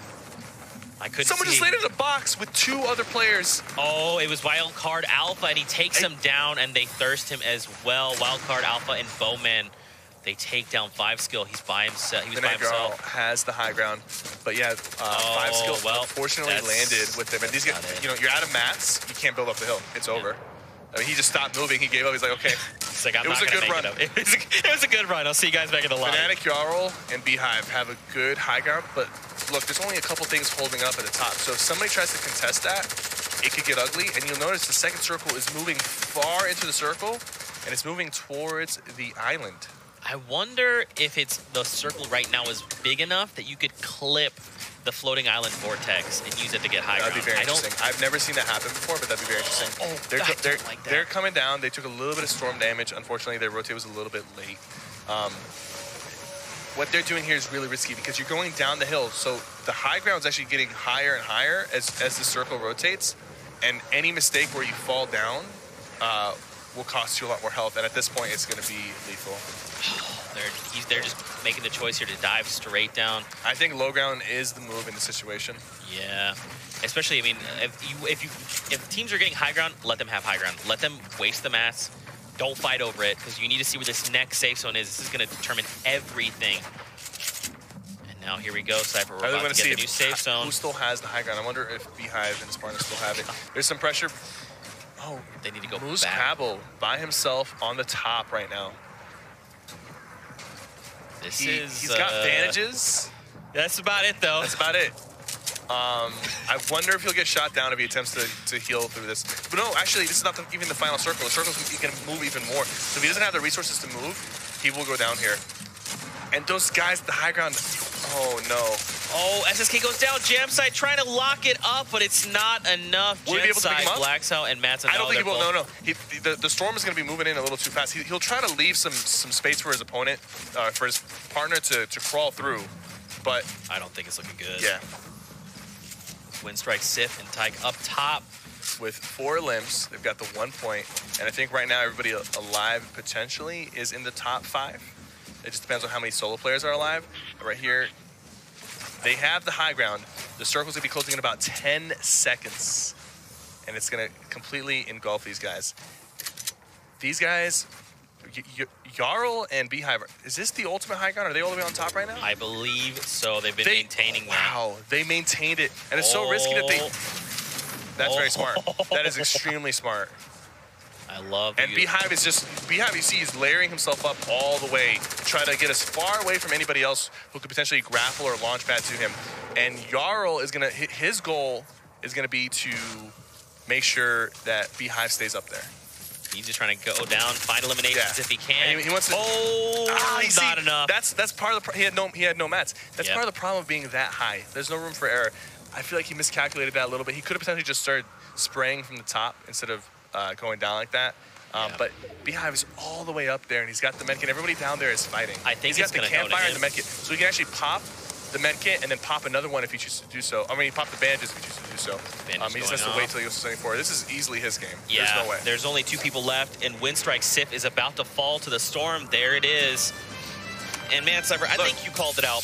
2 limbs from Jarl. So far, every team that has won has not had a limb point. They haven't had 4 or 6 or 8. Enough to meet that threshold. Yeah. I think you called it perfectly, man. It came down to them maintaining that high ground Beehive, and then like you talked about, Jarl didn't have mats, so he's like, look, you have everything you need to go to this heal off. I'm just gonna go down and see if I can find elimination. He basically, let Beehive just build up, and he's like, okay, I'm gonna make sure no one knocks them down.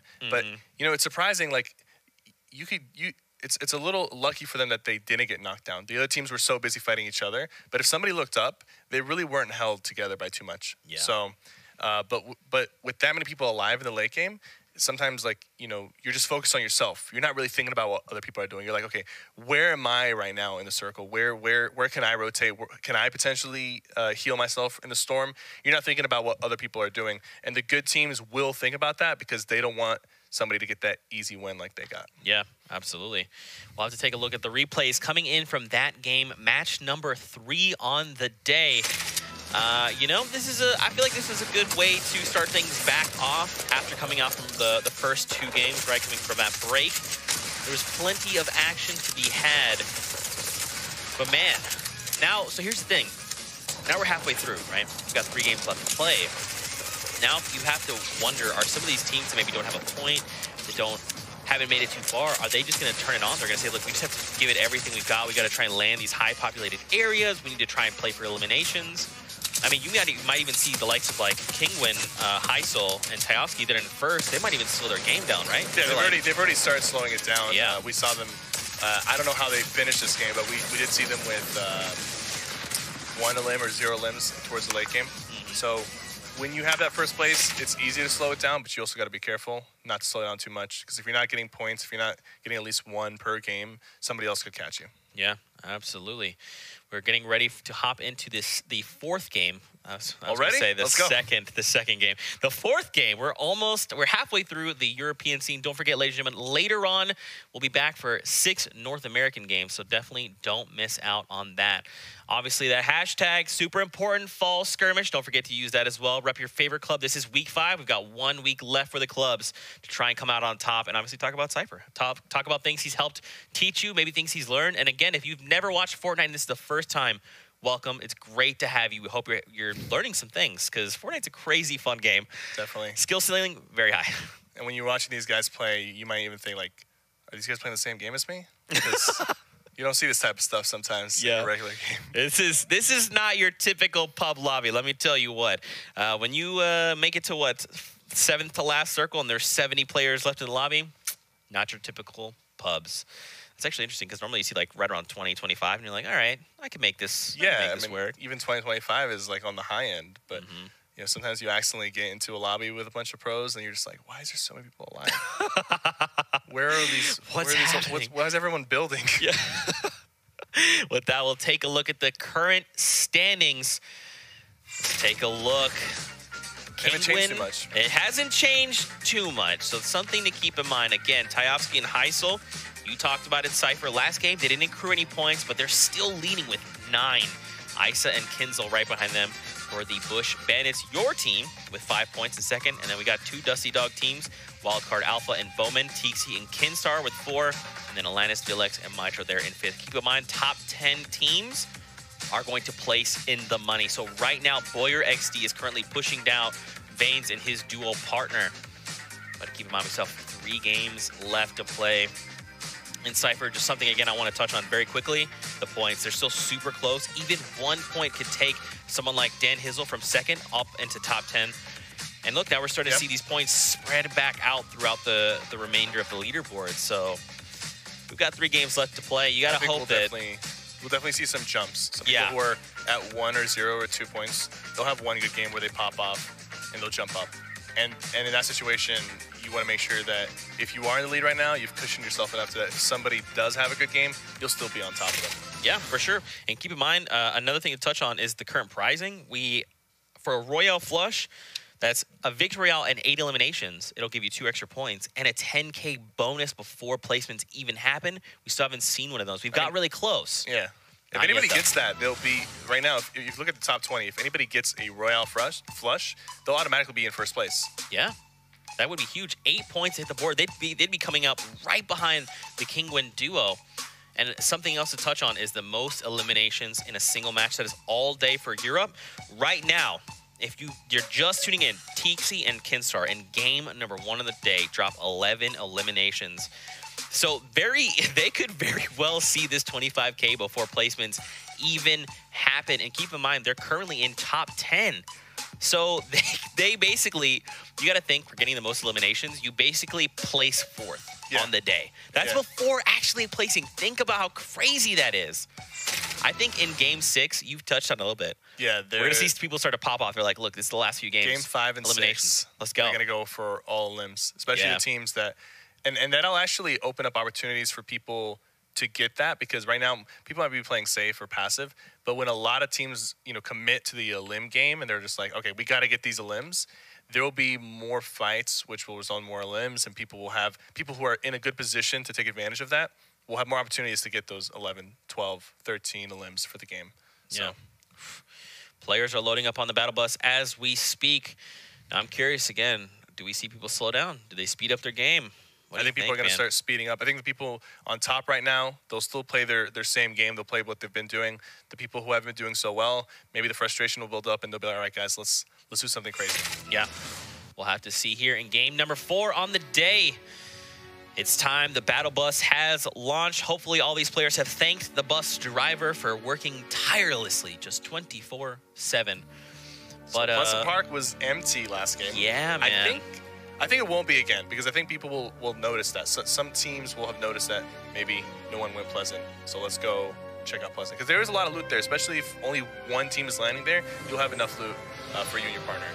There's so many houses there, so many loot chest opportunities. But here we go. We see the battle bus traveling from Risky Reels down toward Greasy Grove. So what I'm curious to see is, like you touched on, man, are people going to change up the landing? I feel like we've seen some teams definitely swap it up, not by like a large degree or anything like that. Yeah, they'll still land like somewhere close to where they usually landed. How many people are like hovering over Tilted there? Like maybe Tilted. Who's feeling saucy? Pickaxe battles at Tilted Towers. Let's see it. 2 teams going for the island right now. Yep. Now, don't forget there is that lower little rock below the actual floating loot lake. There, yeah. You can spawn up to 3 down there on top of all the chests up on top where the house is. Look, we're actually going to see some action in Pleasant Park. Maybe even Snobby Shores. It looks like a duo is heading over there. Not a lot of empty places this time. I think you see 3 people heading towards Snobby. Snobby was uncontested last game. And you see 2 teams in Pleasant, and Pleasant was uncontested last games. These guys they're most likely, they're watching things back and they're saying like, okay, you know, Pleasant wasn't, let's go there. Snobby wasn't, let's go there. 3 teams now near Snobby. So you got to be careful. And 3 teams inside Tilted Towers, but over at Snobby, Fuzzy and Aragonis are in an engagement here. He's even got the pistol out. Yep. Look at that. He knocks him with a shotgun. That is Marky going down. Was that both of them went down? No, it looks like it was just the one. So they confirm the elimination. Now his teammate is just his teammate's behind them. Towards them, actually. He's coming to get revenge. Sprinting. He's like, no. Oh. He cracks once, cracks twice. He took him down. Oh. It's a 1v1 right now, but he's weak. He's got a campfire and a blue tactical. He's going to try to probably reposition and put down that campfire, maybe get some health back. I think he's already doing that. So the longer this goes, the more health he'll have. But he has to realize that his opponent that he dropped could get picked up. And if he does, that's game over. So he's balancing now. Do I stay on this campfire or do I go for the elim? Oh. And he did get picked up. So that's unfortunate. And you can't even really blame him. He had such low health that there wasn't much to go off of. Yeah. And he had that campfire. The longer he stays, the more health he has. But the longer he stays, you know, the other guy might get picked up. And he did get picked up. Yep. Valiant effort indeed. But now they are the owners. And look at Pleasant Park where Atlantis Mitro gets sniped in the face. Yoshi takes him down. And now they're going in for the push. There's no way they're going to let him get this up. These guys are savages. They're going in. They smell blood. They know that this guy is weak. He just took him out. I think he just shot the first thing that he saw move. And, you know, he went for the third. So I don't even think he did that on purpose. Pressure being put. Yoshi went down. Atlantis Felix with the well-placed pump shot. Now it's a 1v1 situation. He has 120 health. Felix has 100. It's still very close. It's anyone's game right now. He's gonna bounce the nades off for the thirst. I don't think he'll be able to protect his partner. And now he doesn't have to worry about, he's still alive. He's still alive. He somehow crawled away from the nades. He's got high ground. He did get a decent shot. I think he did. I'm not even sure. My goodness. What an excellent turnaround from Vilex. Goes for the edit play, takes off his shield. Now he is leading in health, but they both got pumps. They could easily take each other out with one well-placed pump shotgun shot. Yoshi is bleeding out. The longer this fight goes, the longer... Oh my goodness. How did Poverty find the angle there? He cracks Vilex and takes him down. That was so well played by Vilex. Wow. Being pressured like that and playing defensive while also playing offensive at the same time. Yeah, man. Put him in that good position, but unfortunately did not go in his favor. Unbelievable. Now we're over to Vato and Nameless, who are in Lucky Landing. Looks like they're keeping the high ground. They're going to prevent him from building up high. Okay, this is 2v1. Yes. Yep, there it is. Easy to clean up there. So when a good player has the high ground, no matter how good you are personally, it's going to be really hard to take it back from them. It's very easy to deny somebody the high ground they take. And oh my God, he got him with the dual pistols. You don't see that too often. Those dual pistols, man. Putting in work, and he is able to get his teammate up after that as well. And they've got Pleasant themselves to loot, and hopefully they have enough shields to come out of that. It all started with that crazy snipe. Oh my gosh. That low-key scared me. Yeah, I wasn't sure. Okay. They were on the same page there. Let's not do that again. Down below Nova, though. They've got the rift. It looks like they want to use it, but I'm not sure. They can sit and wait. They can sit and wait. They can play patient. When you have that, you get to kind of control the tempo of the fight. Yeah. Over to ONF Evil. Very low on health. So is his partner. They both have critical health right now. But look how he's playing. Look at that. He has 39 health. And he's running at that guy like he has 100. But look, there's a team coming in on the north side right now. It's he's gonna try to duo. secure the elim. The other team that's coming in is very healthy, and they're looking to third party this and get the cleanup. And I think they will, to be honest with you, because LA Spains has 100 shields. They're already on top of them. Both these guys down here are extremely weak. And you see how they're splitting the pressure. One of them's on top, one of them's on the bottom. That makes it really hard to defend. And now it's a 2v1. Nox holding on for dear life. He's got that boogie bomb, but I don't think that's gonna really. Yeah, he tried. He tried. He tried. But even if he hit him with it, you know, he is the high ground. He could just sit up there. Yeah. And his partner's gonna finish this off. This is a good rotation. These guys found a group of people that were. Goodbye. Oh, there we go.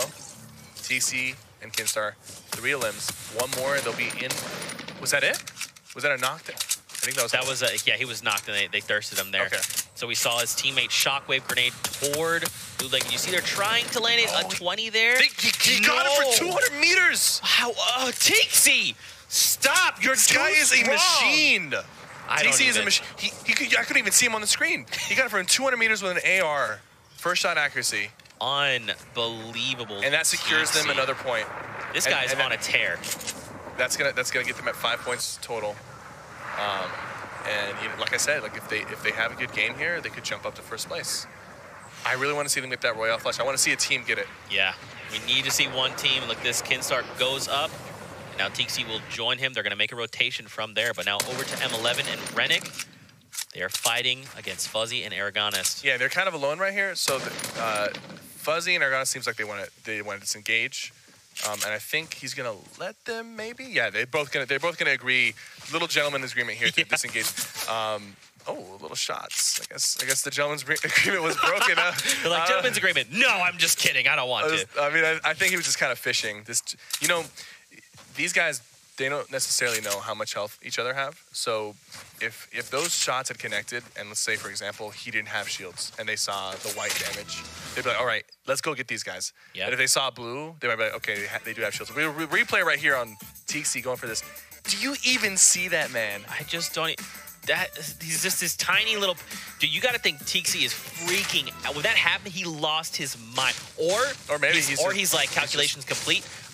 Beep boop beep boop. Continuing robot rampage. Here we go. I'm gonna be honest with you. I think Tixie's the type of guy to just hit that and just not even say anything. Not even say anything. He's facial like, expression, same. Just you gotta be like that when you're a Stone Cold Slayer like Tixie. God. Tixie, I hope you're going to TwitchCon because I need to meet you in person. This is unbelievable. Look where the safe zone is currently. So you got a couple teams taking the island, and they're going to rotate in. So a lot of teams will be in the same area near the soccer field in the safe zone, like we had in Game 1. That island can really dictate where people are rotating. The smart players, you'll see those two purple guys. They're going like towards Greasy. They're trying to stretch it a little bit. They won't necessarily land in the safe zone, but they'll avoid other people who are just taking the direct route from the island to the safe zone. I just looked at the number. We're still at 69 players, by the way. 70 players still remain in the current lobby. This is going to start to thin out just a little bit. Yeah, especially with this rotation being deep near Snobby Shores. Got 3 different teams here. I think it's a solo and 2 sets of duos. Beto's putting pressure on these guys down there. Now, Dav is weak on health, but his partner does have enough shields. Is he going to go for this edit play? No, that's not even his whole. That is an RPG that flies overhead. Nameless is hurt. Was that from his partner? That wasn't even from. No, that wasn't from his partner. That was someone else. That was someone else. He missed that rocket, or he was going for somebody else. But he's probably really happy that it didn't hit him. Yeah. Trimax currently holding that gold RPG overhead. It's actually 3 sets of duos. It's on a solo. Good knock. Him down. His partner Nameless is bandaging, so He'll be back in the fight probably once he hits 75. And he's just going to keep the high ground and make sure people don't leave without getting shot at. But the circle is closing. As remember, it's almost near the soccer field. So it's not too far away, but if these guys don't have bandages or medkits, some of them will go down to the storm. Gray Fox looking super unhealthy. He's probably going to go down in the storm. He's trying to make anything happen. And he's got bandages. He's got bandages. Oh, he's wow. Easy cleanup. Okay, let's go. Okay, so I'm going to be honest with you there. That was a good play, but he could have gotten the 6 limbs instead of 5 because what he did is he went for the person that was still up. Yeah. Right. But if he had taken out Gray Fox went down to the storm. But if he thirsts Gray Fox, that still counts as elimination. Right. The fact that he skipped thirsting him and went for the eliminate, it was a safe play. It's not a wrong play. It was just a safe play. So he could have potentially gotten 6, but he went for the 5. You know. I respect the safe play. It's still a good play. They have bandages. Wait, did he? Okay, look, TC, stop. TC, relax. You're just too strong. He put 60 damage down on that player, and they were at full. They started that descent on full L. And he's doing this with a green AR. Imagine if he had a Epic Assault Rifle or a silenced, he would have taken him out. That would have been game over. He opens the door and there's a little ding dong. Hello, it's me, Tixie. Take a look at the scoreboard, though. 5 eliminations on Vato right now. The most in the lobby currently. Now, Tixie and Kinstar, they're not too far behind. 4 limbs. They've secured 1 point, and right now they're in Greasy. They're farming and looting a little bit more. I think, and they've got the Port Rift too, so they can make any late game rotation that they need to. This is looking really good for them. Even though Vado and them have 5 limbs, they're coming out of the storm with no shields. Right. So, their goal right now is probably like, okay, we might not win this, but let's at least get 1 more limb to secure the 2 points for 6. For sure. We got 2 minutes before we get a new safe zone. Or rather, before the storm starts to move and overtake this area. Look who's still alive. The People's Hero! And TC and Kinstar, they're not, they waste no time. They're immediately going to take advantage of this opportunity. A little bit of a misplay there, but that's fine. They actually, they don't even want to wait. They're going to launch pad right on top of these guys to go for the limbs. 72 damage with that pump. Finishes them off at dip. They definitely, that's going to get them another point. So you just, it's so impressive how fast they rotated. They didn't waste any time. They probably didn't even talk about it. They heard the shots and immediately, they even used a launch pad. Yeah. They even used a launch pad to get there as quickly as possible. It's interesting that they did commit the launch pad. I wonder if they have a second one, or maybe they just knew, like, hey, we've got the Rift to go. It's okay. We just need to get in there and get eliminations. I think, yeah, they're starting to close in on these players now. You could just tell how hungry Tixie is. There we go. Some good hits from Tixie. He knows he is white health because he just hit him a couple times. It was almost like he was baiting him into thinking that he was gonna disengage. And they, like I said, they can stay here and they're gonna move a little bit back so they're not sitting in the storm, but they're gonna hold high ground. As you guys come out, those guys are still okay. Now they're coming out. They're kind of forced to come out. The storm is sticking for 2. Oh God, Zypon has a quad. One of them went down. Whoa, that hurts so bad. Oh my God! Zypon turns the whole thing around. That quad was so impressive, and he's got their materials, and he's got the Rift to get out of here. Oh, they probably were not expecting that. That is so unfortunate for them. Wow. Heading over to Carnifax and Crabble, who have a replay themselves. Looks like they're going to try and secure Novash, and Good they shots. do. Dude, that was so crazy, Zypan. Let's go. They probably thought they had it in the bag. I really thought they did. I did not think that was going to happen. That quad came in clutch. They couldn't defend against it. He used all 4 shots. He knocked down Kinstar, and TC tried to build, but it was just too late. And then he had the angle on him to finish him off, and the storm was ticking. My gosh, quad launcher. This thing is unbelievable. Done, dude. That's and for that to be Tixie and Kinstar, taken out 2v1, and he takes both down. And he had very low health. Neither of them had shields. Kinstar and Tixie, maybe they're just a little too confident in that engagement. They tried to play it safe, but at the end there, they kind of just pounced on them. When the storm came in, they just pounced, and they didn't realize like it was good that they concealed the quad launcher. Right. Sometimes if you give away the fact that you have a rocket or explodes, your opponent will play safer and they'll be prepared for it. But Tixi and Keemstar, and neither did we. We didn't know that they had that. And so when it came out, it caught them off guard and it took them out. Yeah, absolutely. Now you gotta wonder, is he still alive? Did Saipan, there he is up top. You see him, he's topped off, he's ready to go. He rifted, he was able to choose where he wanted to land. This thing is finishing near Snobby, near the hill, in the hills near Snobby as well. Yep. Such a great play. I'm shocked. I'm shocked that even happened. Just unbelievable play coming out of Europe today, as always. But now, man, we've got 35 seconds left to go. Two teams up on that hill that are really close to each other. They're going to be forced to rotate. If neither of them have like a means of rotation, like one of them, they're rotating now, and they're getting shot at by this team. But there's two teams. They're kind of, the other team is going to probably use some of their builds, and they're not going at each other, but eventually they might be forced to. Yeah, they're just trying to bail Zakubus there, and Wikasi trying to leave, but Kinsel and Kinzel. I don't think Kinsel. He doesn't know about the team up top. He doesn't know. He just got lasered. Ooh. Good shots back from Crabble. That was good. That was good. And he smells blood. He got him down. He's popping the med kit. Will he be able to get it off in time? He might be able to. It depends on how quickly Crabble plays this. He did not get it off. He canceled it. He didn't want to risk it. Storm was closing. No, he actually did. He did. Oh, he did. Okay. It was literally like one pixel. He moved the moment he could. And now they're trying. Wait a minute. Did he turn that? 5skill finds an elimination on Saipan. Yep. We saw him take down. This is a 1v1. Both teammates are down near each other. It's not enough. Isa goes I don't think down. I mean, no, he just made some card effects. He's good to go. But the storm is going to hurt so much. It's 60 for 2, and he's getting shot at. I don't know if he got it off. We'll have to stay tuned and see. But look how many players are here just around. I believe this is near Snobby Shores. And now, like you talked about, man, we had to start moving away from Snobby toward the mountains. This is where things are going to get interesting. And you can see Herma actually goes down to the likes of Boyer there. When you're replacing these walls like this, you're actually getting back more materials than it takes to replace it. So it's definitely worth it. You're getting a net plus on your resources, and then making all those walls yours is definitely it has the added benefit of being able to edit the walls. Right. You own that wall, man. We're gonna hopefully we don't see the circle move over these mountains because, man, Jarl and Bi are definitely playing for the win.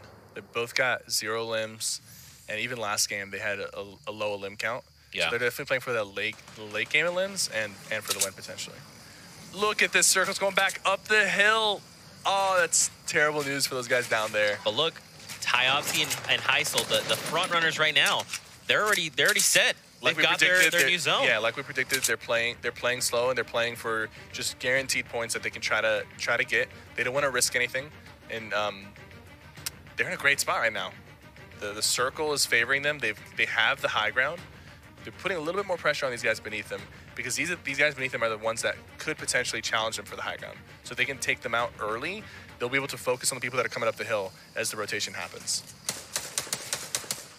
And now we're down to 42 players. We're about to see the storm start to overtake this entire area. Not a lot of materials on Tyovsky. Yeah. But he has enough to hold this circle down. Yeah, for at least like a little bit, right? Yeah. People launching how many people are still left alive all over the place. 5skill is left by himself. They have 7 eliminations as a duo. One more. I think he's looking for it. He knows he needs it. Oh! Almost finds one more shot would have taken him out. No, he did knock him down. He knocked him down with the rifle. Okay. Now the question is, will that person get picked up? I think he will. I believe that was a straight elim because now he's up to 5. Okay. I see that. So they now get those points, those valuable points. 3 are going to hit the board for them.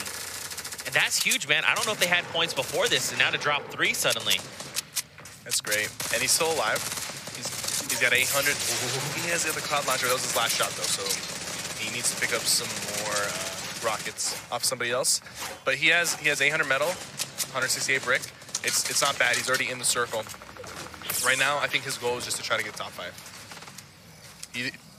More limbs would be nice, because 3 more, and he's tied with Keemstar and TC. Right. Maybe he knows that. Maybe that's what he wants. Oh, can you imagine 5skill by himself? If he does find the 3-man, he'll tie. And that means if he ties, they both do a split the money there. So We'll have to see how things unfold. Dementos currently goes down to Hoopbeck. You can just hear all the gunfire all over the place. Now the circle starts to move. Five still needs to make his way to safety. But he puts down that ice trap just in case somebody's trying to follow him. Okay, if they get hit with that ice trap, it's going to be really hard to rotate. Skyart here is in the storm. It's not enough. He cannot be rezzed. He's going to be left. His teammate cannot get that revive off. So Jarl and Beehive here looking to make the rotation. Yeah, he's getting hit really hard. He has very low health. The Dusty Dogs, Jarl, Beehive trying to make it in safely. That's not Beehive. Good knock. He's going to secure his first limb right there. Saw for like a moment. He was like, "Hey, yo, Beehive." Oh, that's not you. Unfortunately, he didn't thirst and go for the loot, but I think he decided not to because of the storm. Yeah, and Beehive, his teammate goes down though. 26, 25, 24 players. This lobby is thinning out. And Wixie, I think they're gonna go for a high ground take here. It looks like they're planning for that high ground because they're building up really high. He's low on materials. Him and his partner. I don't know how many materials his partner has, but they're in a great spot right now. They've got 4 limbs. Look at the ammo count though. Yeah, Cypher 13. It sounds like they're getting shot down. By the way, they've got to be careful. Yeah, playing a little cautious. I feel like they're not looking around enough. He's trying to locate players. He's not peeking. I think he knows they're going forward. I'm sorry, Fuzzy. Are you in the bush? Okay. Okay, if he's not part of the bush bandits, he's a lucky llama. Okay, well, you know, maybe we gotta get him on a different. Get him switched up a little bit. Oh my God, bush bandits are currently recruiting. Okay. Oh, he just slipped. No, Will he be able to get up? It's okay. He can't lose his bush. Now here's the thing. If he... Oh no, that wall is on top of him. The wall. He's gonna lose his You bush. place this. You can edit it. It's okay. There you go. Oh, but she's gone. Does he find the player? Oh, no. He does. Great shot. He needs one more for another point. He's got 3 health left and 15 shield. He needs one more to secure another point. Was there someone on his right? I don't think he saw him. Yeah, look above. People above, people below. He knows he needs one more, man. He's looking for it. He's playing out of his mind right now. Okay. You need that. You need that, Fuzzy. Look at him right there, Fuzzy. That's an elimination waiting to happen. Dude, Fuzzy has 18 He's going to go for the edit play. He's going to go for the... He's using the pyramid to line of sight a little bit. Okay, come on. There's someone beneath him. Look how many people are still here. Siba there up top. He's using that med kit to top off. We're down to 9 players. He doesn't have the health, so he's not going to go for the win. He needs to just secure. Yeah. He's already secured the top 5. He just needs to secure just one extra one. Because that extra point could be the difference between being in the money and not. Okay, the storm can't touch him. The storm touches him once. He's lucky to have this metal to kind of like move around a little bit. Oh, he's getting shot from the top. If one of these hit him, he's down. Oh, he barely hangs on there. Out of materials. Goes for the shot. No, it's not enough. Saban takes him down. Oh, it was a good effort. It was a good effort. These guys are high ground. If somebody Boyer can potentially shoot them down. He has no mats. He can't even build. He's gonna die to the storm. It's a 1v1. It's Wiccacy versus last week's winner, 100 bricks left. Boyer's gonna shoot him down. If Wiccacy doesn't do anything about this, he's gonna go down. He's gonna fall to his death. I don't think Boyer has enough attention. Boyer has enough health to avoid getting one shot. Boyer doesn't have any mats. He's got the heavy. Just break down the structure. He needs to break down the structure. I don't know how many materials he has left. The reload. Oh, it's not came down to the wire. He had no more materials left. He had like 30 brick left. It was a good attempt by Boyer. It was. Last week's champion Boyer making it to top 2, doing everything he can to stay alive. But Cypher, if there's something that you have said a lot this day, it is that materials are vital, and Boyer just didn't have anything. Even Wiccacy, down to his last build there, manages to hang on and just barely edge out Boyer there. Man, so some crazy plays that game. Definitely.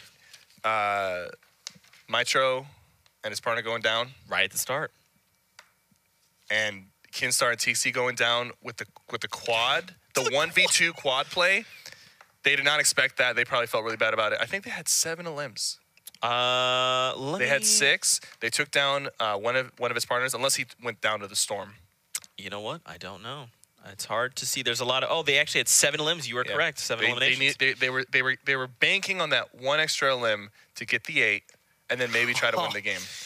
Dude, that was. And then Zypan turns the whole situation around with the quad launcher. We touched on this, and again, I had talked with Myth earlier in the week, and he said quad launcher It is game defining, and Zypan shows us why. Yep. He's like, hey, Tixi, how's it going? I'm going to take you down. I'm going to take Kinstar down with this. Let's take a look at the replays coming out of that last game. This is match number 4 on the day. We have 2 games left to play, but my, oh my, this was Cypher. such a good fight as well. Felix went down here, but he did a good job being 1v2. Considering he almost turned it around. Considering Mitro got sniped right in the beginning, to turn that around, potentially, knocking down one of the opponents and almost coming out on top, like, it takes a really good player to do that. My goodness, this was such an incredible game to watch. There was so much action we had, and I think, you know, we kind of touched on it earlier as we are now moving into the final last games. People are just starting to step it up. It's like, look, regardless of what happened in the first few, we just got to go full send now. This is, by the way, this is the quad launcher right here. I don't think they picked it up. They let it slide down. They should have taken it. Can you imagine? So it slides down from the team that they eliminate, and then the other duo picks it up and eliminates them with it. Fuzzy as well finds elimination. I believe he had almost made it out, but... And then there in the final moments, Wickersy versus Boyer. They had 6 eliminations as a duo, so that was 2 points heading their way. My goodness. I think my favorite moment coming out of that was that quad launcher play from Saipan.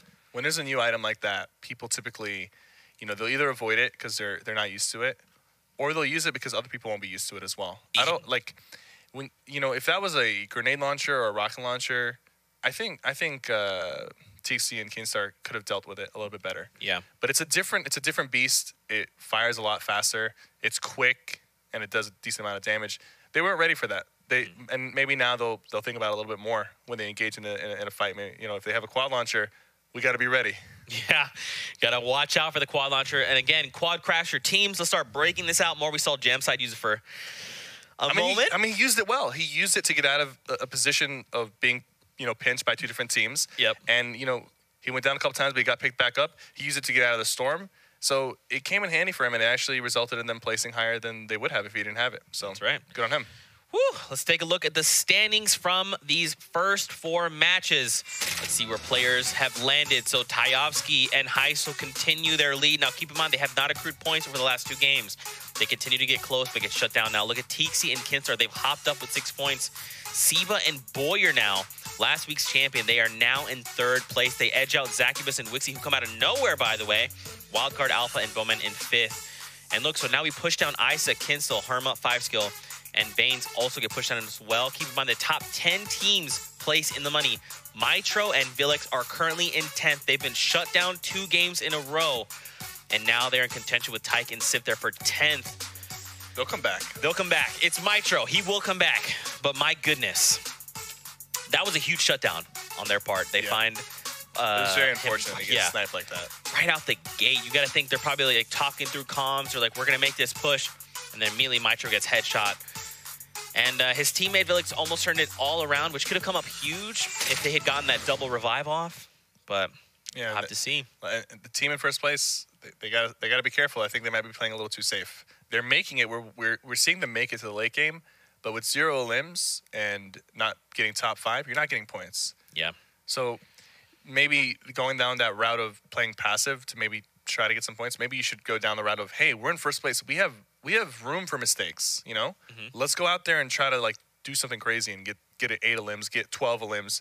But they're going down the other route of playing it safe and trying to edge out 1 point per game, and it's not going in their favor. So I can potentially, I want to see them turn it around and start going crazy a little bit. Start going for those early limbs and getting the, you know, the four limbs for that 1 point to get them up higher. We'll have to see if they can continue to maintain their lead. For you guys at home, don't forget to use that hashtag #FallSkirmish. Let us know how you're enjoying these games. What did you think about that Zypan double play against the likes of Tixi and Kinstar? Incredible, just mind-blowing. And also, don't forget to rep your favorite club. This is week 5. We've got 1 week left for the clubs to fight for that $4 million prize pool on the line. But with that, ladies and gentlemen, we are going to take a break. I know, but when we come back, we've got 2 more games heading your way. So don't go anywhere. These are going to get crazy. Whew.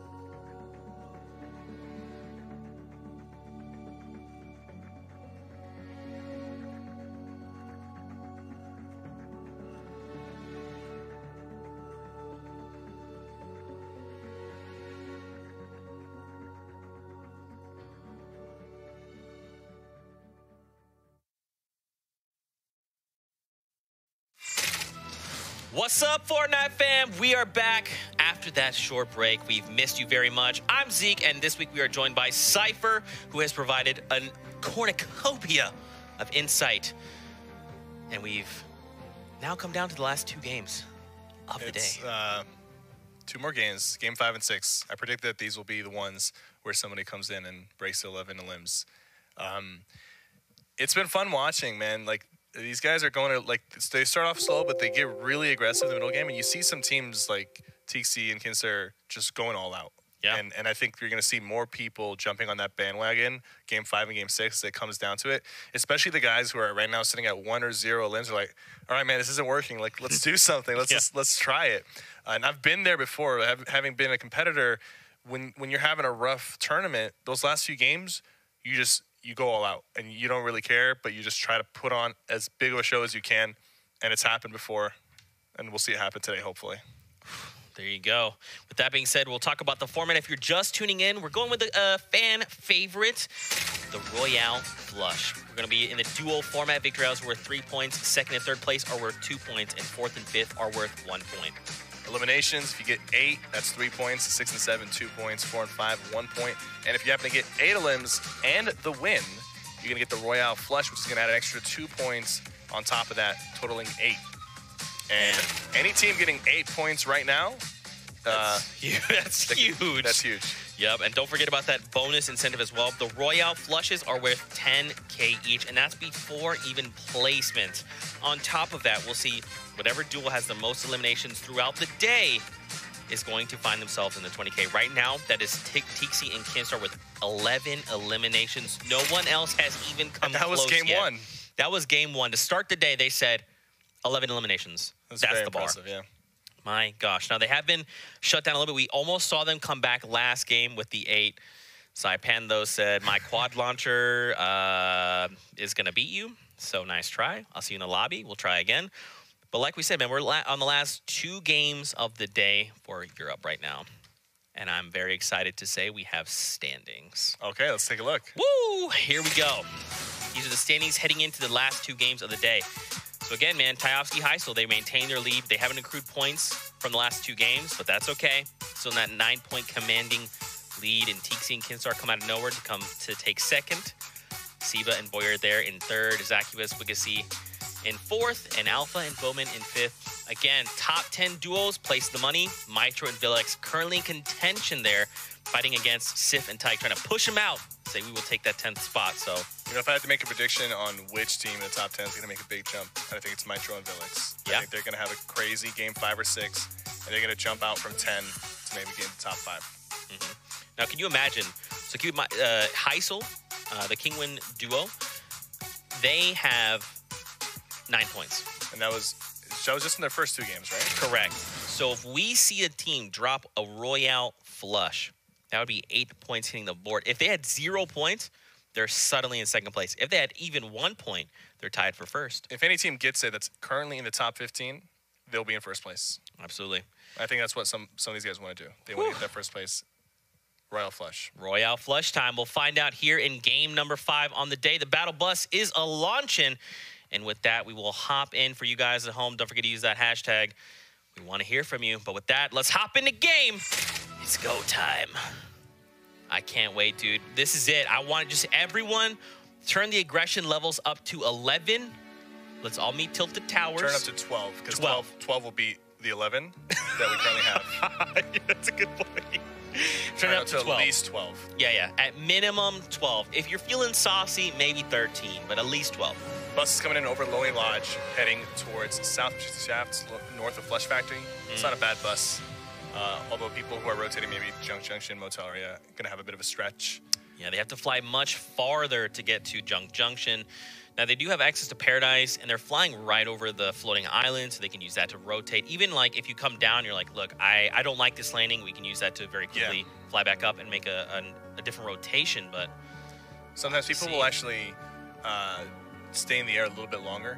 Like, usually you want to race to the ground. Some people will stay in the air a little longer just to make sure they land in an uncontested place. And even with 100 players who are all stretching out, there's always at least 1 or 2 places that are uncontested. And if you can locate them, and if you're good with your eyes and you have somebody scouting, like you actually notice right here, in Clyde, he's staying up a little bit higher just to kind of see where people are landing, and they'll pick a spot. And that's good. But it could also backfire, because let's say everywhere around you is already contested, and now you're landing very late without a weapon. Yeah, you can't loot, can't find mats. Could be rough, but now they're flying in on snobby shores. But there's another duo that's quickly closing in. Already got a big shield. It's a good webs. Already a big shield. It's a good feeling to have that. Now he just needs to get some weapons and double barrel and a shockwave. Okay. That's some good loot. That's some good loot to start off. Look at these clingers coming in. I think he just. Oh wait, there's another duo here as well. What's happening? DK goes in. Oh, they even have weapons, so they must have rifted and then opted to go shot back. From the side. He doesn't really have any materials. He's gonna try to break down before he gets shot again. This team that came down took out DK, or DK was already crawling. No, they were the ones that took him down with the double barrel, yeah. And now so they must have landed like up on the hills. There's actually a lot of chests that are up on these hills, and there's rifts there. So it's smart sometimes to land on those hills, farm the rocks that are right on top of them, get some early guns, and just rush the people who are over here, because they won't see you coming. You come down from the top. DK did not see them coming, and now he will be thirsted. And a grenade launcher is their reward. So now Reflection here with Hex. DK's teammate is left to fend for himself. Oh! Great angle from Yoshi. He's trying his best. Like, you don't want to build in that situation, because you don't want them to know that you're there, and you're just hoping that they don't know you're there and you can get away with getting some mats. Yoshi took down both. Yep. Look how hurt he is, though. Well played from Yoshi. But now these are the guys who came in from the outside. They came and they were ready to third party.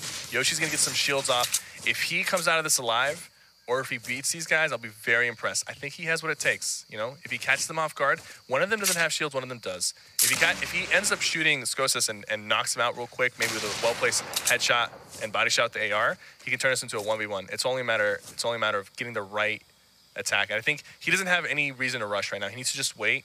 These guys are looking around for him. They know it's a 2v1 situation, so they're playing a little bit more reckless, but they also want to make sure they find him to secure that limb. They do have the grenade launcher there, so they could just, you know, paint this entire area and just but then they won't. Yeah, but then they won't have a grenade launcher for the late game. So it's like I was talking about earlier. It's all about like how many resources do we want to invest into this fight. Medkit, that's great. He's being Will they hear shaky. him? They might have heard. No, he might have been far enough away. It looked like Dav closed in for a second, then backed off. So now this is a pretty even playing field, right? However, it's a 1v2. Skosis did find a big shield. Oh. So there's no easy limbs here for Yoshi. He's going to have to really outplay these guys. And these guys, they know he's here. I think they just spotted him. As soon as he started building, they heard him. And he goes down. Wasn't enough there. And they used the grenade launcher just as good measure, just to make sure that it doesn't go south. Because, you know, 2v1 typically you'll be like, okay, this is a free limb. Yeah. But these guys are professional players. Exactly. You got to respect that, and they did, which is why they invested a little bit more into that fight by using those grenade launchers. Down below, look who it is, Kinstar and Teaksy. And they're healthy, by the way. They're playing a little defensively. These guys might think that they're weak, which is why they're tunneling underneath, but they're actually very healthy. Kinstar gets a little bit of a chip there, 4 damage, not much, but you know, at least now he knows that they have shields. So he's got some intel from that shot, even though it didn't really do too much damage. Now they're trying to get shots off on Teaksy, but TC does get hit a little bit, loses some of his shields, but he's still healthy enough, I believe. They're just playing this from the inside. And Teaksy had an extra big shield, so that was good. They still had that, so he's back in it. And Keenstar, they both have about 170 shields. Ooh, he gets tagged up and dip into that room. So a little surprising to see them play a passive approach, but I believe it's because they don't really have a lot of resources. But now TC, he's turning this around. He's going to try to catch him off guard, and he's going to hold his high ground. He doesn't have many mats left, so he has to go for the kill here. Trying to close in. Great shot from TC. They took him out. There you go. So that was very well played on them. They played patient, and they made that team use up so many resources trying to get to them. Yep. And then that team kind of just assumed that they wouldn't even try to contest the high ground. And then when TC and Keenstar did, they took them out very easily. Very smart, very patient play for them. They start the game with 4 eliminations, Cypher. And back over to Kingwin, Tyowski, and Heisel. They're currently the front runners with 9 points. They only have 1 elimination. They're trying to close in on this last remaining player. They know he's there. They don't want him to escape. They need There we go. There it is. Easy cleanup. And now you got to look at his material count. Look at his medal. What? Where did you get 900 medal to start the game? All right. This place is great for materials and for chess. This is not a named location, so people refer to it, I guess, as Yonder Yard. Mm-hmm. Yeah, but it's a good place. It's a good place to drop in these competitive games because you can get metal, you can get brick, and there's usually a vending machine there. Mm-hmm. So people sometimes they overlook the vending machines. I think some of the good players they will check the vending machines and they'll be like, okay, we can farm enough. And let's get some extra med kits or some extra shields from the vending machine. Or maybe they didn't get shields from the chest and there's some being sold. So places that have the vending machine, it gives you more possibilities. Ooh, they do have that shockwave. They could just bounce over this hill. They're actually heading towards the cursed area where so they can actually use the Shadow Stones. The Shadow Stones with the bouncer that's there. And get the bunny hop going? Yeah, get the bunny hop going and they can rotate out. So they won't have to use the shockwave grenades unless they get met with another team, and then they have to use it to rotate. I think they're coming up on the corrupted zone now, but look over at Tixi and Kinstar. They see Noisy and Pappy. Kinstar sees him. He's not... Yeah, they're moving away from them pretty quickly, so I can't imagine they're going to try and follow up. Just looking at them on the little red diamonds up at the top. They're just keeping an eye on them. Like, all right, we see you. Oh, someone's on a quad crasher. Someone is. I think someone's rotating out of the desert with a quad crasher. So, they just took the Shadow Stones? The Shadow Stones, and now they're rotating away. They waited for the right moment. They didn't want to get lasered. Yeah, because Tixi's known for lasering people out of the sky. We saw him in those previous games. And now we get to save some. Look at this top team all the way to the top left. What's going on? Your lazy Lynx. They're just taking their sweet time in the storm. Yeah. Someone got knocked by a big fall that his vitality adds. Saiba eliminates Dan Hizzle in the kill feed. Build fight happening over here. Saipan, we saw him take great down. Pressure and great damage coming in from Saipan. Yeah, he was the one who took Tixi and Kinstar down with the quad last game. The quad launcher. What a play. He's looking to eliminate these guys. He knows they're weak. One a little more pressure. 2 shot. There it is. Great limb. And that's just one of them. There's still one more that's buried underneath. They just wanted to make sure this guy couldn't escape. There he is. Trying the laser. There's another team that's rotating into Salty right now. It's the Kingwin duo. The Kingwin duo. They have 100 shields, and they had good loot on them last time we checked. So they're coming in right now. This could get bad for a Saipan. There was a slurp juice right there. You can see it. Obviously, you know. He's going for the limb. There's a trap there. He has to be careful. Tough angle to shoot at this. The reason why that was really tough is because of the trap. If he slipped in, he can't really jump across. If he accidentally falls in, he's going to take 150 damage. Yep. But look, Heisel, Tyowski up top. Getting an extra big shield. That must have been laying around. These guys have 2 limbs. If they eliminate these guys, they'll get another point. And these are the guys in first place. And you can, like we said earlier, I expected them to start playing more aggressive after failing to get a point in 3 games. That shockwave coming in clutch right there to take the high ground. But they did down Saipan's teammate. But his teammate got down too. Yeah, it's a 1v1. Now, what is the question? Oh, look, Tyowski's right there, though. Yeah, he can just go for the... Oh, a quad. Okay. I don't think he's going to let him get the res off. If Saipan's smart enough, he will put enough pressure on these guys. Yeah. He's going to try to force the situation into a 1v1. He did get the floor off. That was really well played by Heisel. So some people, when they put that floor down, they immediately go for the edit play. But you got to understand that the person that's inside there could still shoot you. And Heisel let him put that floor down, or even if he didn't let him, as soon as the floor was down, he just had a shotgun out and he was ready to shoot him. Saipan did not expect that. Saipan probably thought he was weak or he was going to go for the res, and he just opened up without really protecting himself. That's why it's really smart in that situation to step off to the side before making that edit, so you can peek and shoot your opponent who's like sitting there kind of waiting for you to make the move. Right. But what he did there was he opened, and because he made that edit, that's basically like a move. So he made that move first, so Heisel was able to shoot before he could shoot. That's right. Helping him win that fight. Super clean coming out, and that's why they're currently the front runners. And there we go. They secured a point. All right, so they are currently tied with Keemstar and Tixi for first place as far as eliminations go, but so are SSK and Jam side. Now, a lot of these teams have 4 eliminations, and we still have plenty of players remaining in this lobby, over 60 players, so... Yeah, we expected them to go off game 5 and 6, and they're doing that right now. And now they have 10 points, so they finally, after 3 games of being dry, Heisel and his partner finally have an extra point. Oh, scared me. Kinsel there and Isa trying to lock down this player. It's Jam side and SSK. You Shockwave grenade. Shockwaves. Oh, he's coming down from the shockwave. He caught him off guard. And that took him a while to come back down. No, they managed to turn it around and secure Jam side. That was a good defensive building from Isa.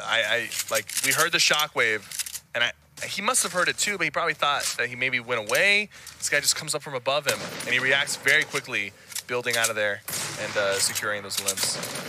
Oh, look at him. Oh, no! Oh, that's unfortunate. Rennick, let me in, please. Rennick, You gotta edit him in. teammate, please. Okay. Somebody spotted that. You're hoping that nobody saw that your teammate just fell to his death, but somebody spotted it. Comes in with the trap play. Oh, he breaks the floor. It wasn't fast enough. Oh! They're too slow. Razor takes them down. And now he's by himself. Gensai Black, so... Razor went down with him, too. Razor went in for the trap play. He thirsted, but unfortunately... I mean, he secured one limb from there, so I don't know if that really secured them a point or not, but he came in there. He was very aggressive. Yeah. My goodness. Now Kinstar and Tixi back over to them, They're in the circle. They've got a lot of materials. Look how many players are around them, though. You've got several duos. Ghost, Camo, looking for the edit shots. Now, Keemstar is the one carrying the limbs. 4 for him, 0 for Tixi. But at the end of the day, I mean, these guys, they're working as a cohesive unit. They're both moving around looking for potential targets to eliminate. Look at how Tixi's just maintaining aggro from everyone, and then he just lets Kinstar build and fortify. Yep, and like these guys, they're building a lot here, but that's gonna help them because there's so many people around them that if they do get into these close quarter skirmishes, they have all these walls to work with. So they're investing a lot of resources into this, and I do hope that it pays off for them. You can see that little yellow, that red line there was someone looking at him. It was close. He bails out, and now look, the Kingwin duo bail on out. They're trying to just find a new home. They want to. There's so much happening here. Let's just leave, let this all unfold, and we'll. So it's gonna be really important for the teams that are here to maybe know that there's a launch pad. Yeah. That way they could reuse their launch pad. Keemstar's gonna break every single wall here. Every material counts. It's interesting that Tixi and Keemstar, they're together, but they're both doing separate things. Like Tixi's out there looking at people, trying to laser them, while Keemstar's fortifying their base. Dab right in front of them. You've got a duo, 2 duos right behind them. 3, 4, 5 duos up north of them. I mean, look at all this. This is all Keemstar and Tixi's base, and they're not done. They're still going out there fortifying and extending. Kaz on fire, Meow right in front of them as well. So we've got 30 seconds. The storm is going to close in and overtake the area outside. We're going to get a new safe circle, and that's where we're going to see people start to make rotations. But again, I mean, look how spaced out players are currently. It's just that one area that's dusty that's pretty congested. And you know why it's contested? It's because of the floating island. We've noticed that people are typically on the floating island side because they're using it to rotate in. And a bunch of people probably used it, rotated straight to the circle, and now they're all in one spot. So it's interesting to see just how much of an effect the floating island has on these games and where people are positioned. Regardless of where the circle is, it's almost like the floating island dictates where people are in the circle. Yeah, we get that new safe circle up by Tomato Temple. So some of these duos are good to go. They're like, hey, we're already here, they're already posted up. Yeah, we're good to go. But then everyone else, like Tixi, Kidstar, they've got to make it. Who's shooting from the high ground right now? I have no idea. It all happened so quick. Roja here with Royalist. They've got the shockwave. Yeah, shockwave. Oh, not good. It's okay. You hate to see that. Okay, it's fine. Just okay. He's just gonna commit to it. Yeah. He has to. He's always gonna use it now. And his partner is very low too. No. Oh, he dodged the bullets that time, but he landed right next to another team. To start bandaging. I don't know where his partner. His partner just went down. Yep, right in front of him as well. To the King Heisel. duo. My God. You see, they're turning it up. They got tired of getting 0 points after being first for so long. They said, okay, this is our chance. Let's play aggressive. Yep. I think they know there's somebody here. They hear his footsteps. He's moving around a lot. He's definitely making enough footsteps for them to hear. But right now, they're sitting at 5. They've got a quad. A quad. They need one more limb to get that extra point. And you best believe that's going to be a huge point for them. There's a... Ooh, all right. Oh, okay. let's go. Let's go. Quad launch time. This is the moment. Drive. Oh, okay. no. You should be boosting. Oh, no. Oh, there's a rift that just went off there. I wonder if he'll go for it. I don't... The storm is taking for 2. He barely has any He doesn't mats. realize that they rifted. He's still looking at them as if they're there. Oh, yeah, they bailed out. Yeah. Okay, it's okay. Just hop back on the quad.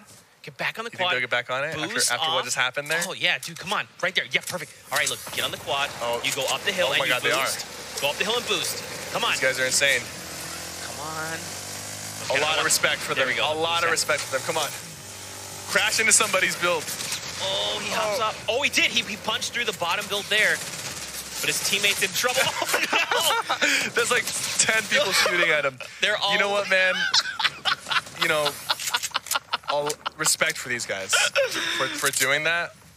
For the entertainment value. You could tell that they kind of knew that was gonna happen. That was a really good chance that they were gonna go down there. I mean, look at where the quad is and the loot is. It's dead center of everyone. And everybody heard it and they were just like, who are these guys? What are they doing? What are they doing?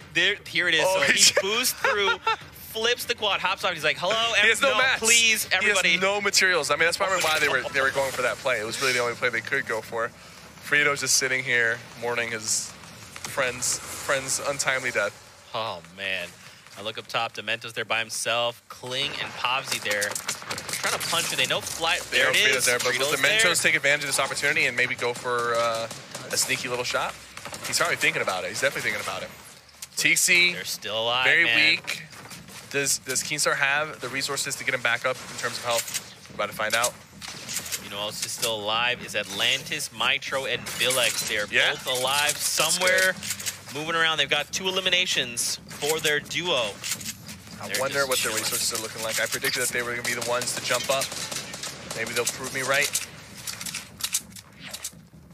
I mean, take a look at Kinstar's mats, man. He is good. Yeah, they're looking good. And they're in the circle.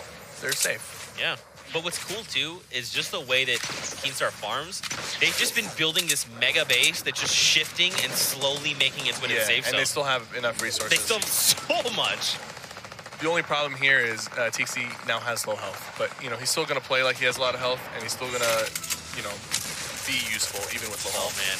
Quad launcher comes out, and there you go. Just like that, he destroys all the builds and secures the elimination. So now they've got 6 points, or 6 eliminations on the board side. There's that's 2. That's getting 11 points. Just like you said, man, they were dry for so long. And I think they should have been doing this. I think they should have been playing like this from the beginning. I completely agree. You have such a big lead. Like, even if you play aggressive and it goes south, just keep going. Yep. You know, you talked about it. You have room for error. Look at that lead. Not 3 points ahead of TC Kinstar. Dude, just go off. And they've had a lead for such a long time too. You know, it's interesting. I wonder why he didn't use the quad to just blow that 1-by-1. He's got 3 more shots left. I feel like he wants to be very selective. Make sure that when he uses it, it's for a guaranteed win. Now, so many rockets are pouring right now. And guess what? We're going up the hill. We're going up the hill south of Tomato Temple. Oh, no. So it's going to be a tough rotation for some people. There's a quad. Oh, he got scared, though. He saw the other grenades bouncing in. He decided to back out of it. That was very smart, though. There's people on top and below, so they're not in a good spot, but they've got resources to protect themselves, and they've been doing a good job of, like, trying to play aggressive while also not overcommitting to a fight. Now we're gonna have to start making the move. It's go time. Gonna replace the floors. You don't want to get edited down and dropped into a trap or a shotgun in the face. Oh, they have a rift to go. They can rotate whenever they want. Was that rift to go? Yeah, is that I his still have a rift to go. No, he had a Rift to go. Okay.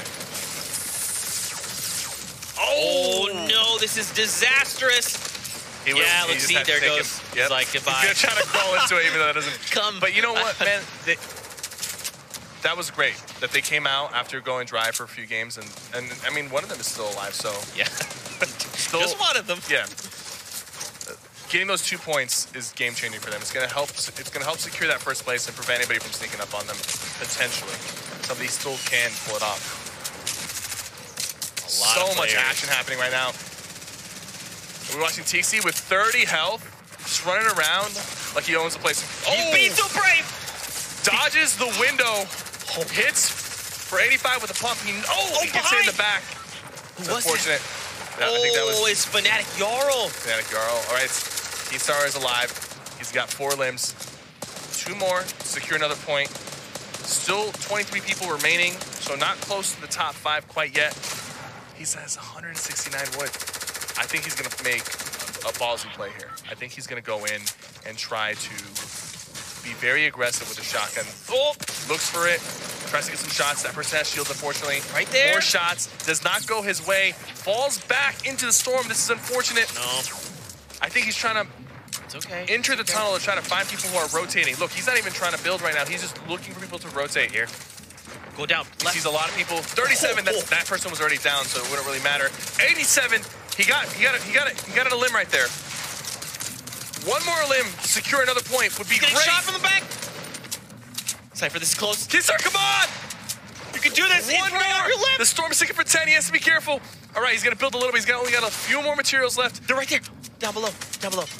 Yep. He's looking for that last limb. I think he's gonna box up here. I think he's gonna box up and just like assess the situation. He has to break this wall to put another wall up of his own. He's gonna break that wall too. It's very smart. He's got a trap. He's got one trap. Dude, he's got very minimal. Oh, he's looking for the deagle. I mean, for the hand cannon shot. He's gonna get it. That would be 75. He's looking for the rotates. He's gonna try to. Okay. Maybe he can throw down a trap over here so somebody can rotate into it. He's keeping low ground. Oh, someone behind him! He didn't see him! He didn't see him! He didn't see him! That's so unfortunate. If he had put that trap down, he might have gotten nameless. I think you just use it at that point. Yep. Skix here, his teammate Hubek is down. We're down to 12 players. Man, if he stayed alive, he might have finished in the top 5 as well. But I don't think he finished top 5 there. Camo takes down Billick, so Atlantis' teammate is down. It's just Mitro left to fend for himself. We're down to 11 players. These guys have the high ground. They've only got 2 grenade launcher shots, but these 2 will do some serious damage if they place it properly. It looks like he. What's he doing there with the wall? Does he want to use that wall as a means to? Oh yeah, so he's gonna drop down. He's gonna keep one up top, and the other one's gonna go down and try to mess with everybody else who's trying to, maybe heal off. But Pate? Okay, so Pate is the one dipping down. Okay. Yeah, he has less health, so he can't really tank the storm. Camo doesn't have anything else though. But he does have 100 health. So if Pate goes in there and really just ruins everybody and stops him from healing, having just 100 health while the circle closes will be enough to get that victory. That's fair. We see someone go down. I really think that it's going to be enough. There's some people healing. Somebody's healing inside the storm. What was that? He stopped him. Is that his partner? That is. Yeah. Oh, he goes down. Okay, now he took some fall damage. I don't think it's enough. It was. It was enough. Wow. So then a T-pose for the win. Pate slipped, or maybe he got shot down. He took a little bit of fall damage, which is a bit unfortunate because if somebody was healing down there, that would have cost them. But there was so much chaos down there, and there were some people who were trying to pop a med kit, but they just weren't able to. You see Veda with the campfire, he couldn't get it off.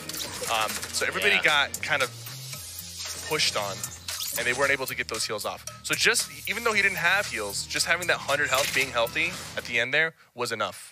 Yeah. So, we saw down at the bottom, a lot of players tried to engage, but Storm, the second best player in the lobby. Did you know that? Fun fact. Storm is the second best player in the lobby because it eliminates the most people. But with that wraps match number, is this 4? This is 5. Yeah. This is 5. One more game left. One more game for people to go all out and prove themselves. And you called it the best, man, right? Right after this, we kind of saw some people slow their game down, and you said they need to kick it up. And that's what they did here in this game number 5. One final game left. Let's take a look at the highlights coming out of this game, match number 5. It's coming down to the wire, Cypher. It's coming down to the wire. I appreciate the aggression from all these players. Man, that entertainment value. Let's not forget the quad crasher. Yeah. Oh, that was... Yeah, you're like, oh, worth yeah. the memes. Worth the memes. Keenstar, you know, he did good as far as, you know, so he had secured a point. They had 5 elims. Yes.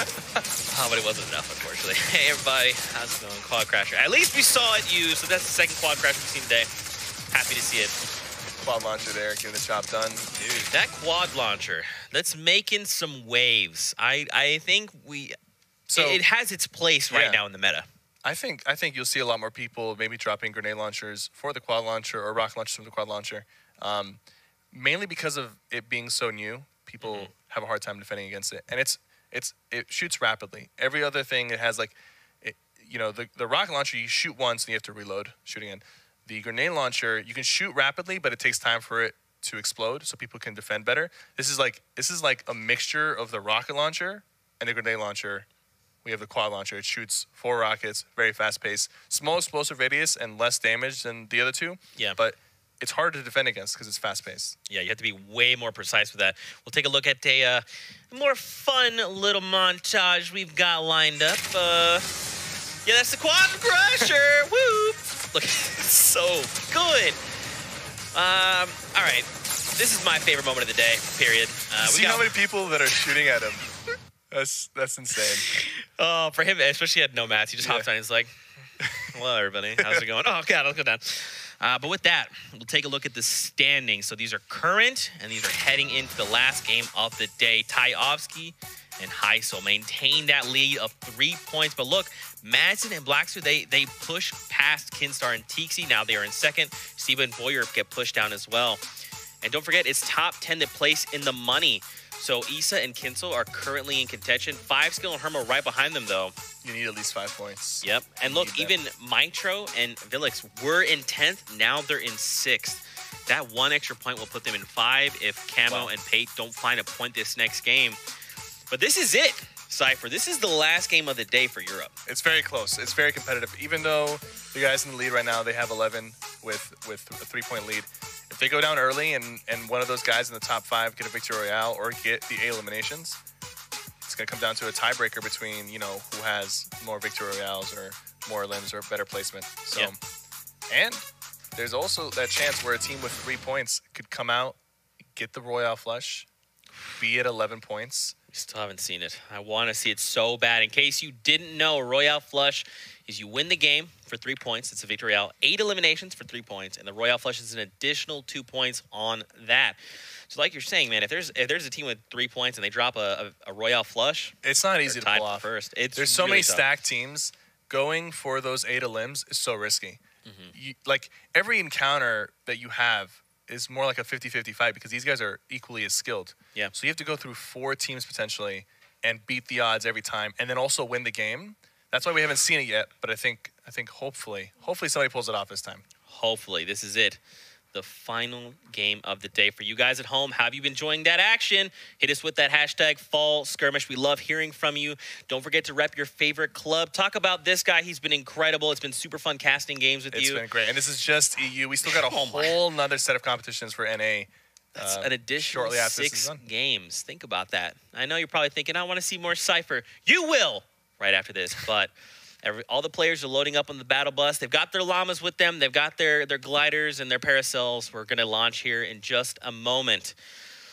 Now all I want to see is everyone hop on the quad crasher. Everyone land all the quad crashers around the map. Okay, you get on them.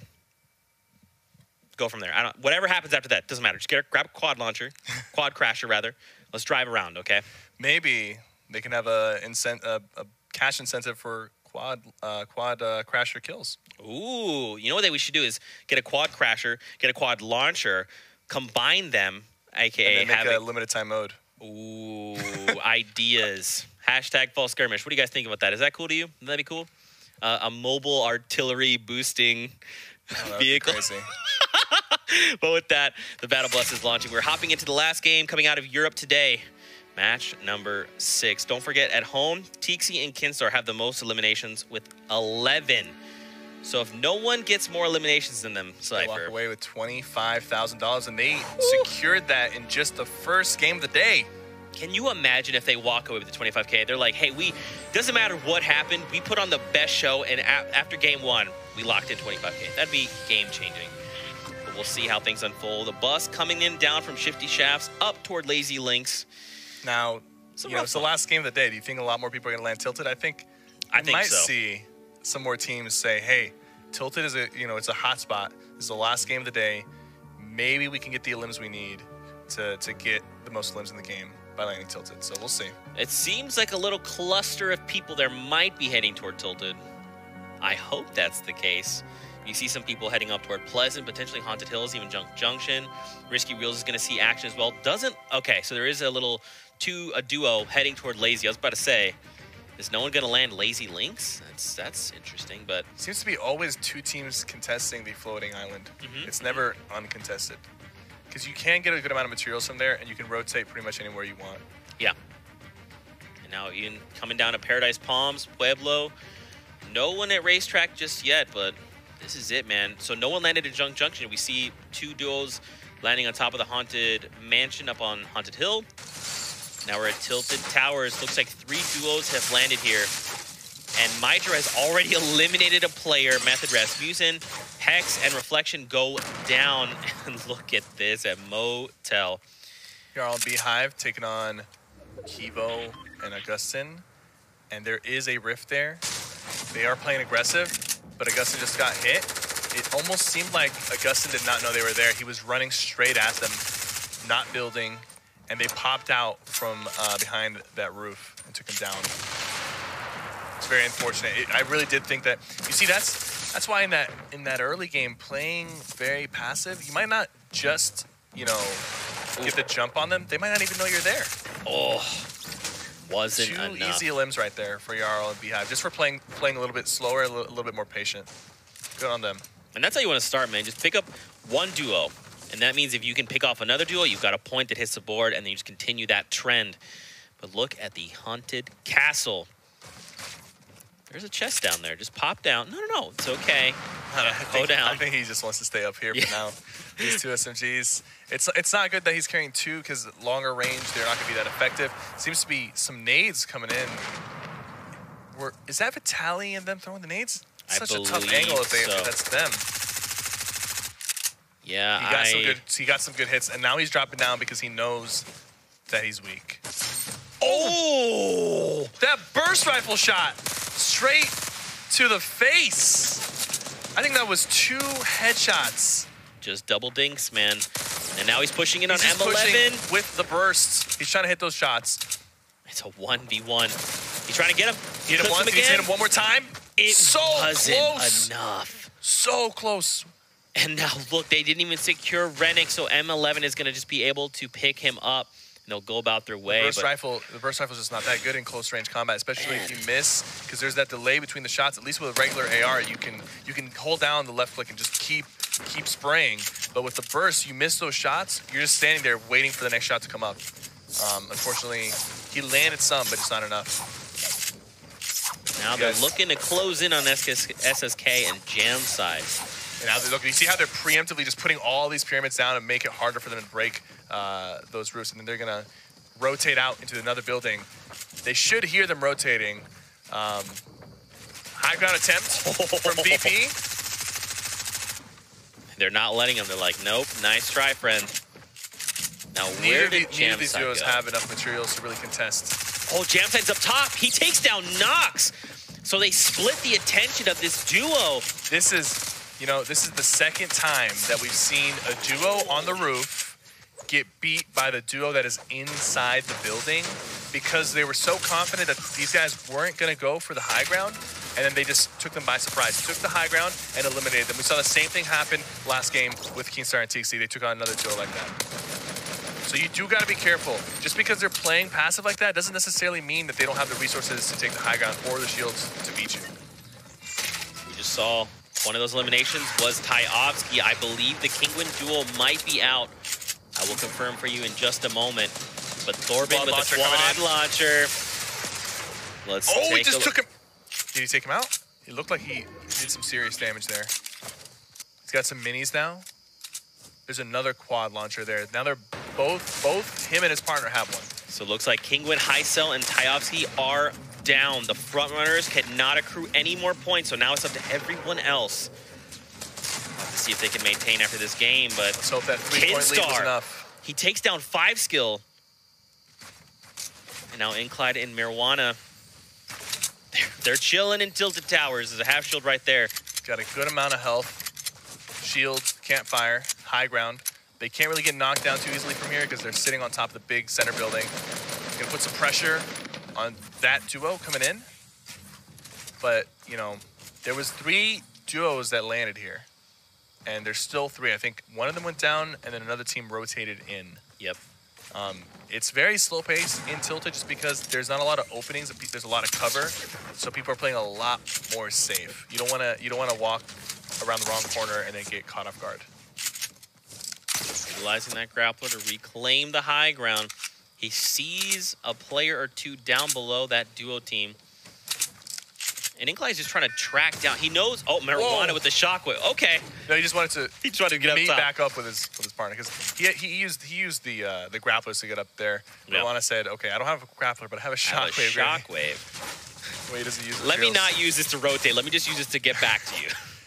All right, so Uncle Brox and Jules, they're going to be farming inside here, and you can actually get a good amount of brick from this building. Instead of just sitting here, just waiting, you might as well farm and get your resources up.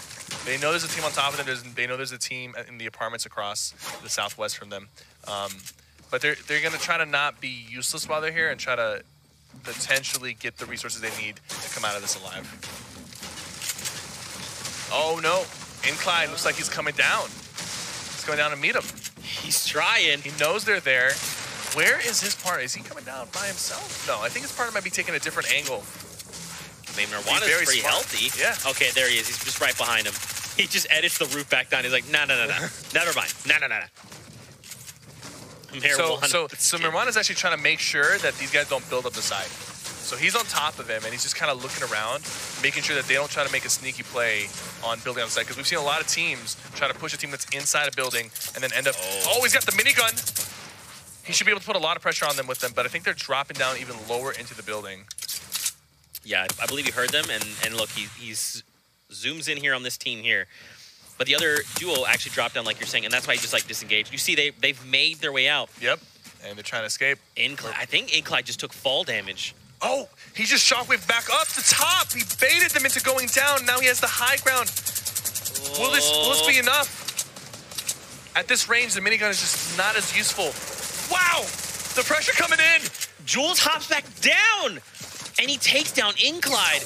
Marijuana's left to fend for himself. Skyer and his teammate are now sitting on top of the brick apartments with the high ground, trying to third party this fight. That was so well played. He baited them into going down, and then he used a shockwave to take the high ground back and get that elimination. Marijuana is still alive. Jules and his partner are going to go and huddle up in that other brick building, but the storm is closing, and they do have to move very, very soon. Someone's on a quad crasher. We hear it. I love it. It must be those 2 duos near Loot Lake that are moving very quickly. You love to see it. They're trying to rotate out of the storm. But now here's the thing, man. Sky and Skyart have to make a decision. Do they make this rotation early? Do they stay and fight this? It looks like they're going for the fight. Sky taking some damage right there, but it looks like they're going for the fight, and they kind of have to. It's very hard to make a rotation out of Tilted with people still here, because you go down that hill near Loot Lake, and then you got people behind you shooting at you potentially. So I think that what they want to do, they still have about like 45 seconds before this thing starts to close. So they want to. Actually, the storm stopped closing, so the storm wasn't actually going to engulf them. They still have time, and they're not too far away from the next circle, so they'll go for the elims. They have the number advantage, and they have the health advantage, and I think they know that too. Skyer not so much anymore. I think he just got hit a couple times. Ooh, that hurts. Great laser. He's going to try to go finish this. He tried to use that jump pad, and he gets punished for it. Marijuana gets cracked. Jules and Marijuana are now on the same team, and now they just met. Marijuana goes down to Jules, and Sky finishes it off. Wow. Really unfortunate that they ran into each other. Those 2 were solos. and both their partners had died. Yep. But they end up meeting each other and making it easier for Skyer and Sky to take that. Now, the thing is, Skyer and Sky, they only walk away with 2 elims, which is good, but they could have. I think they were trying to go for the 4. They knew there was 2 teams there. They're going for the 4. Didn't really work out, but at least they got 2 limbs and a lot of materials to work with. I love those floating rocks. They help the rotations, but take a look at the scoreboard. You got 2 teams, Kinstar, Tixi, and Jamside SSK. They're currently tied with 4 eliminations on the leaderboard right now. Now, there's plenty of teams here. There's plenty of eliminations to go around. No problem there. 50-plus players left in the current lobby. But keep in mind, man, Keenstar and Tixi, they're currently top 5, top 10. So if they can have an outstanding game here in the last game of the day, that could shift the entire standings. I believe they were top 5. And since the team in first place are down, they just have to beat them. That's right. The Kingwin duo have been eliminated. They got taken down very, very early on. So they're stuck at 11 points. They can't get any more. Up on top, you see quite a number of people up at the Dusty Diner. Yeah, so there's 2 teams up there. There's 2 teams in Dusty Divot right now. Jamside's got a lot of materials, so they're looking good in terms of mats and a lot of shields. Look, 3 big shields and 10 minis. He can't even carry any more shields. He's maxed out on shields, so that's a good spot to be. This is a replay from the Diner. We see Popsy there and Kling find an elimination. This is a replay coming in a little bit earlier. Jamside and SSK, they find eliminations there on Razor. So he's been eliminated. That point right there. Now at the Divot, some people trying to... SSK comes up from behind and takes him out. That is 5 elims for that team. They need 1 more to secure another point, putting a lot of pressure from both sides. There we go. There it is. 6 elims for Jamside and SSK. That's 2 points. Do we remember what place they were on the leaderboard? They must have been high up because I feel like they've been doing well today. That's right, they are. They have a chance. Maybe they'll be our first team to get the Royale flush. I really hope we see that. Can you imagine dropping 8 points on the board in the final game? Gotta hope that is the case. Now we're Dusty Diner is in the safe zone, so these guys are gonna replace the walls and try to hold this down, similar to how Keenstar and TC did it in the previous game. But there's another team also doing the same exact thing, and they can coexist for now, just because they're not going to be forced to move out. But it seems like Popsy and Epsilon, they don't want to coexist. They want to take this from them. No gentleman's agreement here. They want the loot. Yes. Looks like they're going for the high ground now. It's Carnifex and Crabble. Sometimes they'll play aggressive just to kind of... They kind of want to test the other team. Like, do you guys have mats? Do you guys have shields? And if they find out that the other team doesn't have mats or shields, that's when they'll go aggressive and truly try to force the issue. Yeah. So you'll see teams sometimes make an aggressive play and then completely just back out. And it's not because they're afraid necessarily, but they just wanted to see, like, can you guys handle the pressure? And if they can, all right, we'll back up and play this differently. Crabble and Carnifex still just chilling. They haven't made any rotations yet. You do have a duo down inside the Divot, as well as what looks like 1 player on the very edge of it, just trying to gatekeep people as they come in. But man, 50 players remain in the current lobby. See, we're getting less and less players alive as the games go on. Because people are just, they're either getting frustrated without that they're not getting limbs, and they're just going for it. And it's the last game, man. You got to give it everything you got. Someone's grappling across the river and using some bunny hops to try to move forward. Got hit a few times, does not have shield. He might have gone down. Or he's boxed up. Yeah, you can see on the map that he's sitting still right now, so he probably boxed up after getting hit. He's try like, to avoid getting finished off. Just got to chill for now. Keenstar, Tixi. This is your moment, fellas. It's coming down to this. You guys are both healthy. You guys both have materials. Clingers as well. Look at mats. My goodness. The suppressed epic assault rifle is going to be very useful at long range here. It's got a tighter spread when you take your time between your shots, and it's silenced. So a little bit different than the regular assault rifle, but at this range and in this mode, I think it's going to be more useful for him, especially with how accurate Tixi is and Keenstar. They're both extremely accurate. look at this home they have built for themselves, and SSK and Jamside. They're joining the fight now. They rotated out of Dusty, and now they're here. Now it's a three-way fight between these guys. They're definitely confident. Oh, yeah.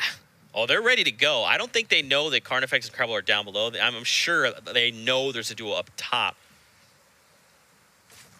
They've been playing this game very aggressively, and having 6 limbs that early, I think they're gonna try to go for the most limbs in a single game.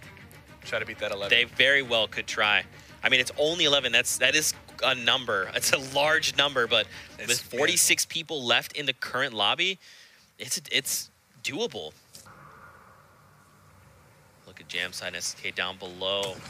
Oh, they ripped it out. Very smart of them. And Kling and Povsy heard him. They're like, wait, where's that rift? Locate the rift. They're trying to find it. But so is the other duo. Oh, there it is. It's to his right. The other duo catches him with some shield tags. Man, they got a completely free rotation there. Just being buried deep enough inside the builds. And they are secured inside the circle. They use that rift very wisely. And you know, man, it's very smart of them to have used that rift and use it in a way where it was kind of hard to find and the other teams couldn't use it as well. Right. You got to be a little greedy when it comes to this. You got to make sure, hey, we're going to use this rift, but we don't want you guys to piggyback off of us. We got this rift, not you. Same thing with launchpads. You'll see teams sometimes destroying a launchpad just as they use it, so other teams can't use it. Yeah, they can't follow up. Things like bouncing a grenade against the wall or something to take out that space, but you can actually even just edit a floor and jump on the launchpad and then complete the edit as you're launching, and it will break the launchpad right after you use it. There you go. Cypher PK with that insight, ladies and gentlemen. Look at Kinstar and Tixi down low. They're still okay, man. They're still, I mean, they're building their base. They've been doing this every game. Yep. They're deciding to hold low ground, and typically they seem to prefer the low ground. They get a little bit more action, and it's just, I mean, it's personal preference and playstyle, and it seems like every time we watch them, they're huddled up underneath. Now, what are we looking to do here? We got 40 players left in the lobby, 30 seconds till we get a new safe zone. The safe zone itself, some nades coming in from Blasto. It's like not in the best spot, right? Because you have that entire valley. That river is, space you actually have to drop down into. So this entire area is going to be rough to navigate. It's definitely better than going up a hill, though. We've had that a few times. Have a few times today, and that takes out a lot of teams. So I'm sure they'd much prefer this than going up a hill or a mountain. Yeah. Yep. And now new safe zone time. Moving north toward that corrupted zone. Oh, great laser coming in. Fortunately for him, he does have medkits, and he has campfire, and his partner had minis for him, so that's good. They'll be able to recover. It's finishing on pretty flat ground here, so it's like even terrain for a lot of people. So it's just going to really come down to who has the best rotation, who has the most resources acquired, and who can make that rotation without getting eliminated. So Flaxu and Madsen can find 4 more eliminations. He was completely out of materials, by the way. His partner just dropped him half of his mats. That was half? Yeah, and it looks like his partner has the same amount as him. So his partner must have been maxed out on materials. They just dropped somebody in. There's a Klinger. It's an enemy Klinger. They took a little bit too late to realize that. I think he realized it, but his teammate did not. And they're just going in. They're going in for these limbs. His teammate's going to try to recover right here. He did get a knock. There's somebody down. So will they be able to put that pressure on that down player before he gets picked up? And it seems like there's another team putting pressure from underneath them and above them. Cypher, look at the eliminations. 9. They need 2 more to tie. Oh, they know it. They know it, too. They're going to put a lot of pressure on this guy. They know he's weak. Could they Jamside and SK 2? might be able to be our champions in terms of most limbs. The player they were going for, unfortunately, got eliminated by somebody else. They know there's a lot of resources there, and people are swarming on top of the loot stack that was out in the open. And this typically will happen. If there's loot out in the open, people will immediately try to be the first team to rotate there, because if you walk over a stack of wood and you end up picking up 1,000 wood or 1,000 brick, that is game-changing for you in the late game. Yeah. This is it, man. Jamside and SSK, they're so looted right now in terms of materials, and they're both very healthy. Two more limbs, ladies and gentlemen. Cypher. Will they be able to do it? They're putting so much pressure. They have a lot of AR ammo to work with. He even has a grappler, so if it comes down to rotating, he can make some grappler plays to try to catch somebody off guard. Kinstar goes down. He was shotgunned by Isa there. This is all coming down to the wire. 24 players remaining in the lobby. We get the new safe zone. Look how far away. They have to go up the side of the hill there in the ravine. Jamside wants this, They really want this. They hear some people coming in. The trap has been placed. I don't know if it was from on top. They're going to try to knock some people down into them. They were trying. They were like, come down. Eliminations, we need them. Whoa, that was down. Sniped from 33 meters. He took a headshot from 33 meters. Who did that? Oh, SSK goes down. At least he gets to get the materials. Oh no! Will he get the trap off? No, he doesn't. He gets it off, but it gets broken immediately. He edits down and try to put some pressure on his opponent. He knows he's weak. He's going for the finish. He needs 2 more kills. It's coming down to the wire. He needs 2 more eliminations. The storm might take him out if he's not careful. It's ticking for 10 right now, and there's a lot of builds that are not his. He's getting stuck. He's right behind somebody, hits him, finds one more limb, takes the launch pad, going for the high ground. Rotate, there you go, perfect, a little nook. He needs to box up right now and play it just a little bit slower. Campfire is clutch. Well.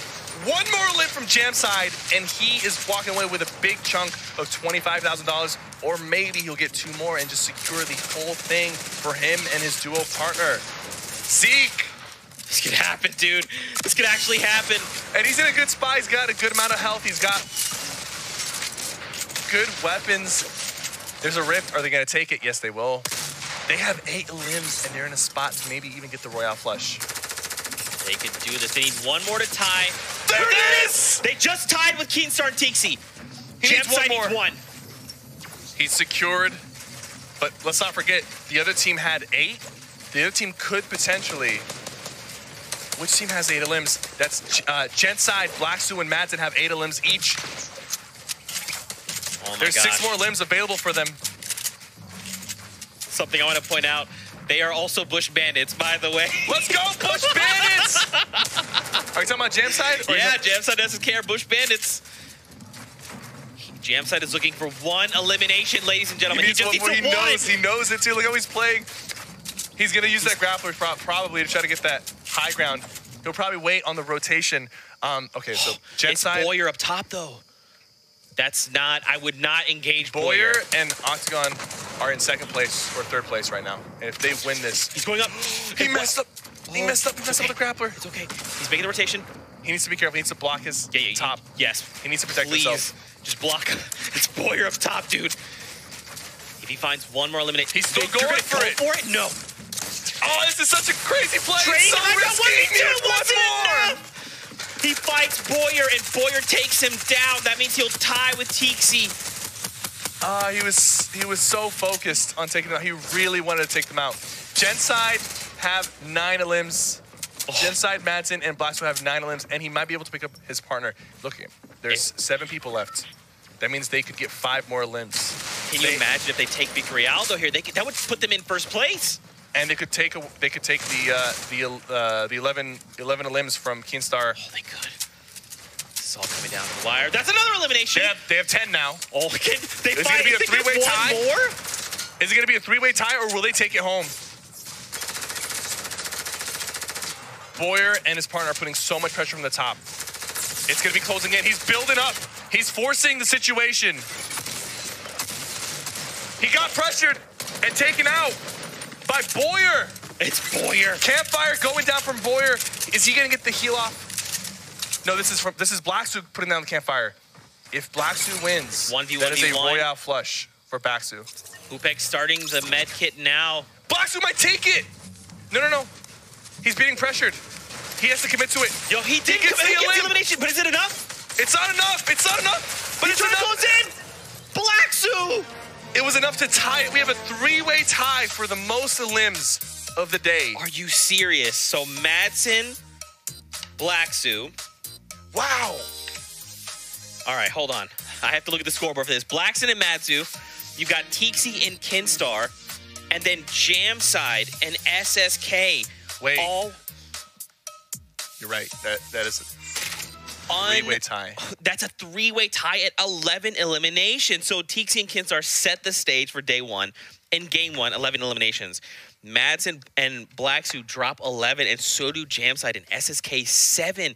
We've got a three-way tie for most eliminations in a single match. And on top of that, 25,000 divided by 6 different people. 3 teams. I mean, it's still good. Like, it's still good. Let's not brush that aside.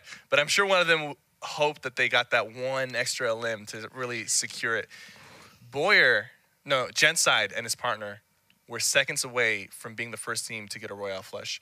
If Boyer or his partner did not push Genside, he would have gotten that med kit off with the 2 campfires. He would have had enough healing to win that game and be the first team to get the Royale flush. Now, unfortunately, no team got the Royale flush, but so many teams were close.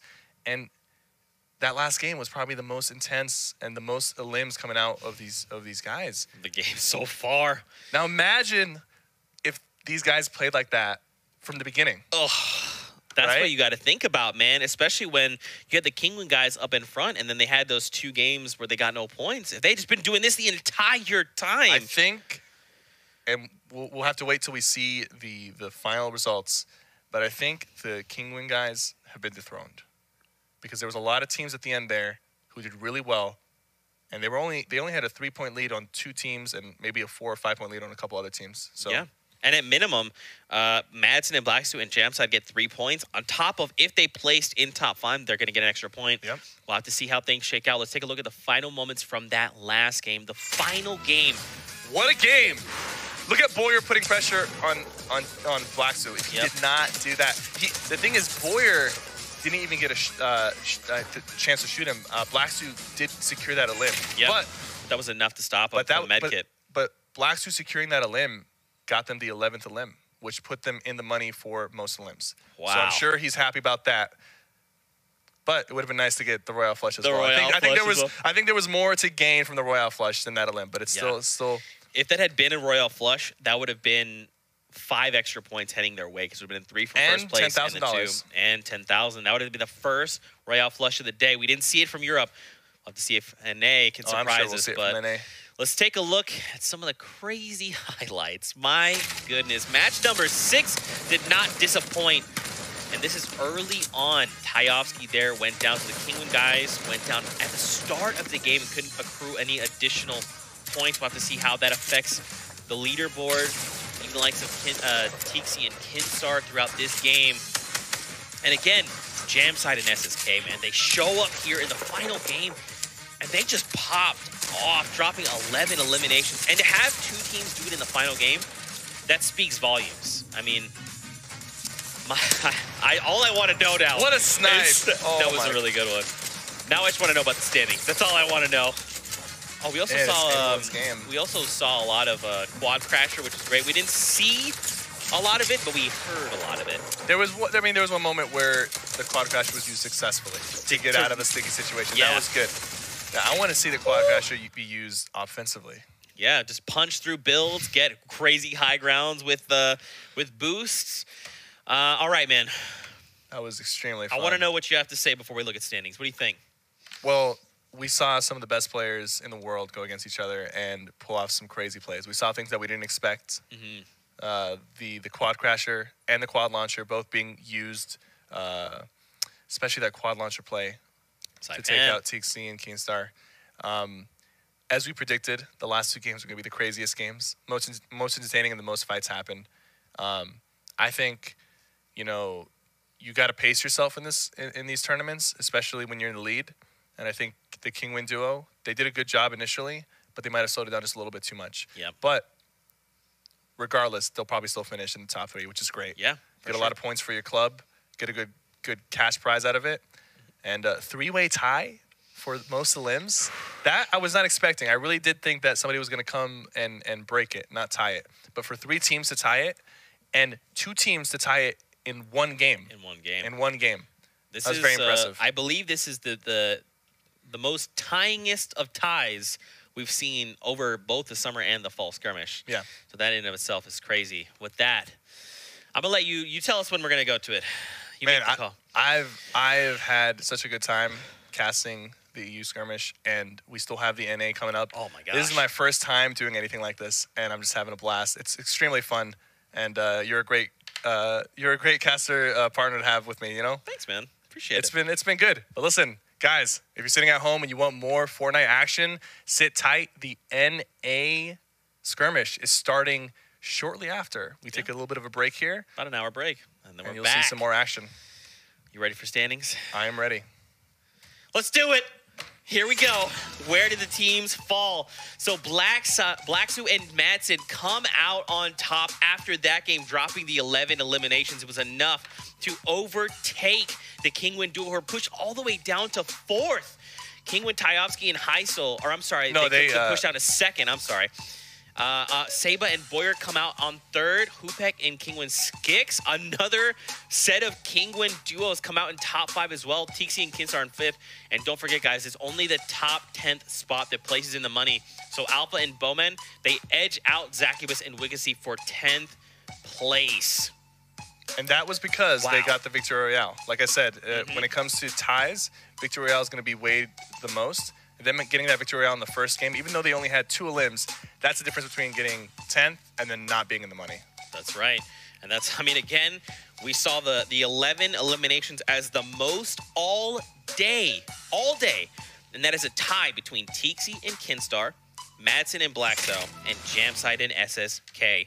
And again, Madsen and Blackcell and Jamside and SSK, they drop 11 eliminations in one game in the final moments. So just imagine that those 2 duos took out a quarter of all the competitors in that one game. Unbelievable. Europe, thank you for providing incredible gameplay. But with that, that's about it from us on the day. Just like you said, we'll be back for the NA skirmish. So don't forget to use that hashtag, Fall Skirmish. We love hearing what you have to say. Talk about that action. Talk about this guy. It's been fun, man. It's been fun. It's been fun. I'm heating up. We've got 6 more games heading around after this. So again, like we talked about, we're going to take a short break. We'll be back after an hour. So with that, we'll see you guys very, very soon.